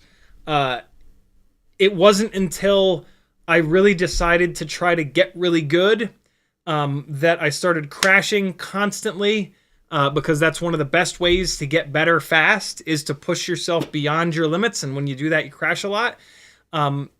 When that starts happening, you start having to do a lot of the same repairs over and over and over and over and over and over and over again. And that's when the building burnout happened for me. And I don't like bench work anymore. I don't hate it as much as I once did, but I don't know if I'll ever like it again. Hold on to that feeling of being excited to fix things, man. Cherish that for as long as you can, because it might not last.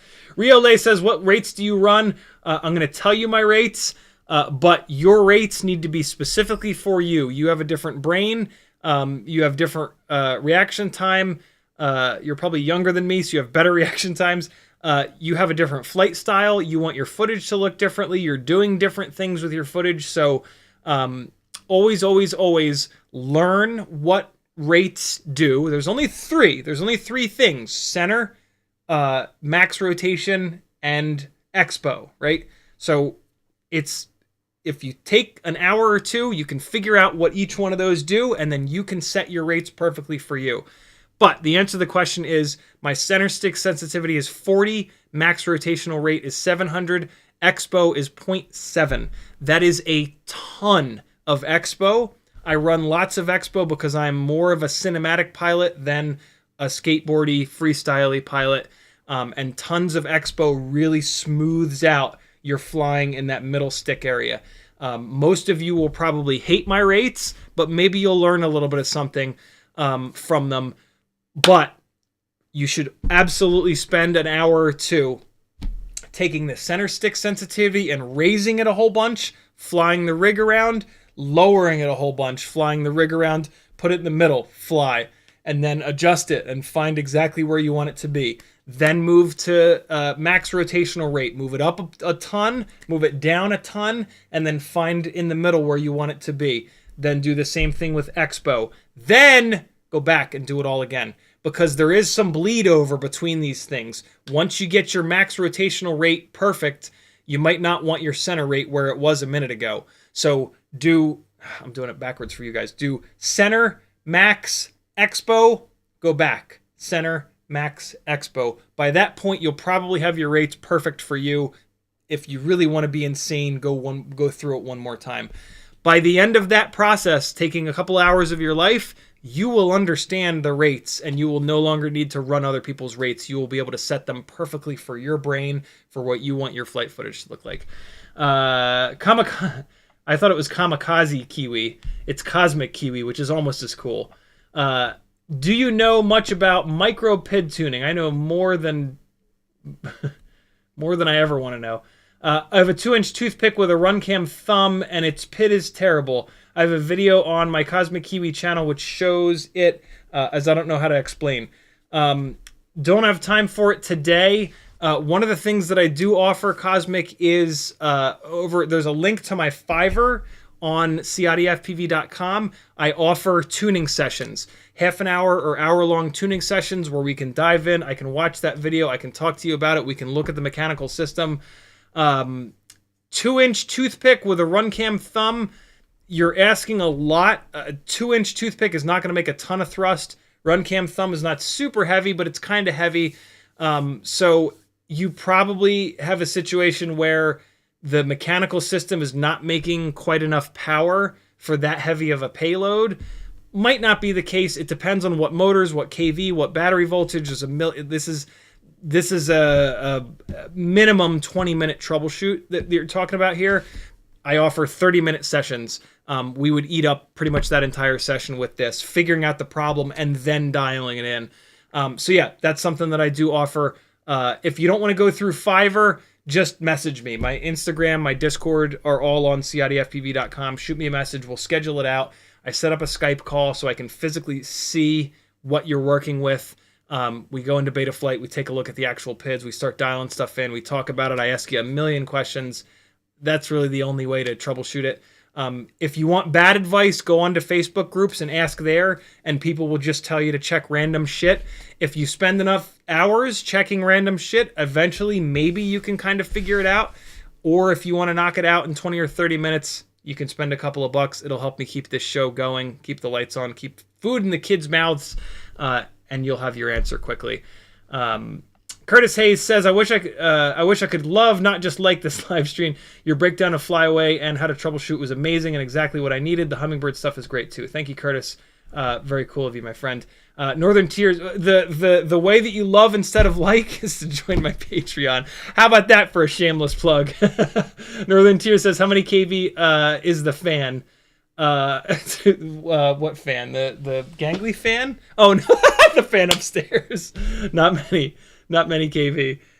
Cole Powers says that battery was 3.1. Put it on the charger. They bounce back quite a bit. Check this out. So that was this battery, I believe. Watch this. 3.75 volts. When you land a battery at like 3.1, 3.0, 3.2, especially on these high kV motored rigs, especially on these ELRS rigs, especially on the Walksnail rigs, these batteries just sag like crazy. We are asking so much from these batteries.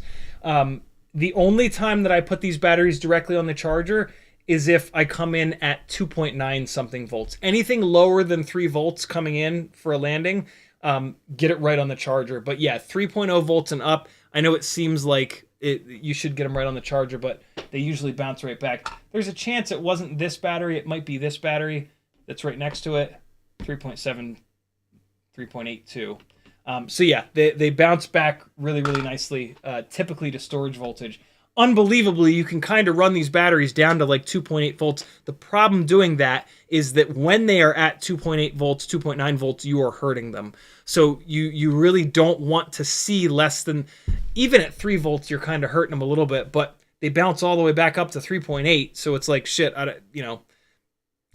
longer runtime versus longer life on the batteries. But yeah, anything 3.0 and above coming into land, I don't even pay any mind.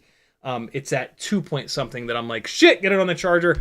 Riole says, which stream can I check out where you built this rig? Want to know more about this rig you're flying right now? There's about 30 live streams where we developed the ultimate freestyle TinyWhoop.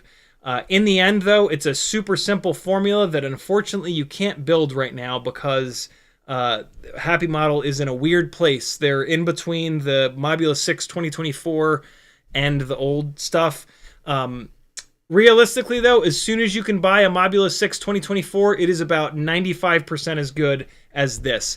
But the answer to your question, this rig is an old school Mobula6 ELRS, which unfortunately you can't get anymore, with BT 2.0 swapped on, 0702 high kV motors, 30,000 kV, 32,000 kV, 36,000 kV. They're all going to make tons of power. Gemfan 1210 propellers and Newbie Drone Hummingbird Newbie Drone Cockroach 65 V3 frame. That's it. That's the whole build. The Mobula 6, the old school Mobula 6 ELRS comes with the best canopy, the best camera, the best AIO, and then the motors, nice high kV, lightweight 0702. BT 2.0 is God. And then the Gemfan biblades are awesome. Also, the Gemfan 1219S propellers are brilliant. And the HQ ultralight tri-blade propellers are also fantastic. I keep coming back to the Gemfan biblades though. The name for this rig is Ultimate Freestyle TinyWhoop. So if you search my channel for Ultimate Freestyle TinyWhoop, there's a million live streams, but it's a super simple formula. Cole Powers says, we got that. Oh yeah, right. Also over on Joshua's website, FPV Know-It-All, in the TinyWhoop section, I created that entire section, basically. Lots of good info there as well. David, my dad says, put the glasses on now. We will end the stream with the sunburn glasses. These are glasses by Neff that have strawberry sprinkle donut. They're strawberry sprinkle donut sunglasses that just are my favorite. You can't get them anymore, unfortunately. Curtis Hayes says, I'm on Patreon, so you're already loving it, brother. Thank you for your support. Cole Powers says, second from the last. You had no OSD. We couldn't see MAH. Talking about the last battery that I flew, I'm guessing. Riole says, Mobula75pro uses 1102, 22,000 kV. Are these high enough? It depends. If they're RC and powers, then in theory they are, but that's just a big, heavy rig. Try cranking the D gains up. That'll help a bunch. Do what I told you, those top two sliders. Thanks for hanging, friends. Let me find something for you to watch on the way out here. I'll be back tomorrow night at 10 o'clock. Tomorrow night is a giveaway stream. If you want to get in on 3 of the 4 giveaways or 1 of the 4 giveaways, join my Patreon at the $5, $10, or $20 tier. The $30 tier will enter you into all 3 of those giveaways. The $20 a month tier will put you into the 5-inch giveaway. $10 a month tier, 3-inch micro brushless and CiottiFPV giveaway. $5 a month tier, TinyWhoop and toothpick giveaways. And the 4th giveaway we do tomorrow night is open to anyone. It's super chat based. That's how you get in on those giveaways and support the channel and become my best friend.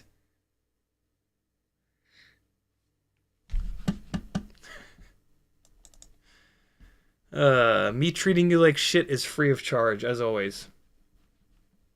Wake and Bake says, you missed my question. Well, that's because your name isn't Watanabe. If it was Watanabe, I would have caught it. I think Wake and Bake said, with the last comment of the live stream, he says, I think Brick EC. Oh, I think I bricked Betafpv crossboard. It froze while putting Blue Jay 48 kilohertz on 2 ESCs, and now it won't do shit. Any suggestions? I think we talked about that on the previous live stream. I've not had that happen, which makes it really difficult for me to kind of troubleshoot that. Do this. Jump into my Discord, go into the general section, and ask that question. And maybe someone will have... I think the solution is to get like some wacky board that you have to solder directly up and do programmy things.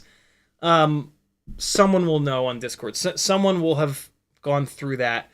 Oh, there also is a help section. Yeah, there's a help section there. Ask the question in general, and then ask the question in the troubleshooting section. Hopefully someone will have had the same experience, and they'll be able to help you out, because unfortunately I can't. I've never had that happen. I've heard of it happening, but I don't remember what the solution is. For me, all I know how to do is just keep mashing the flash all button, which you've probably already done. So yeah, check in Discord. I wish I had a better answer for you, but I've never dealt with it. Sorry, brother. Here comes the end of the edit from the beginning of the live stream. You'll actually get to see the Star Wars house in a second here. I love you guys. Be good. Happy Easter, my friends. I love you all. I will see you tomorrow night. We'll do some giveaways. Be good. CiottiFPV.com. Bye-bye. Later, friends.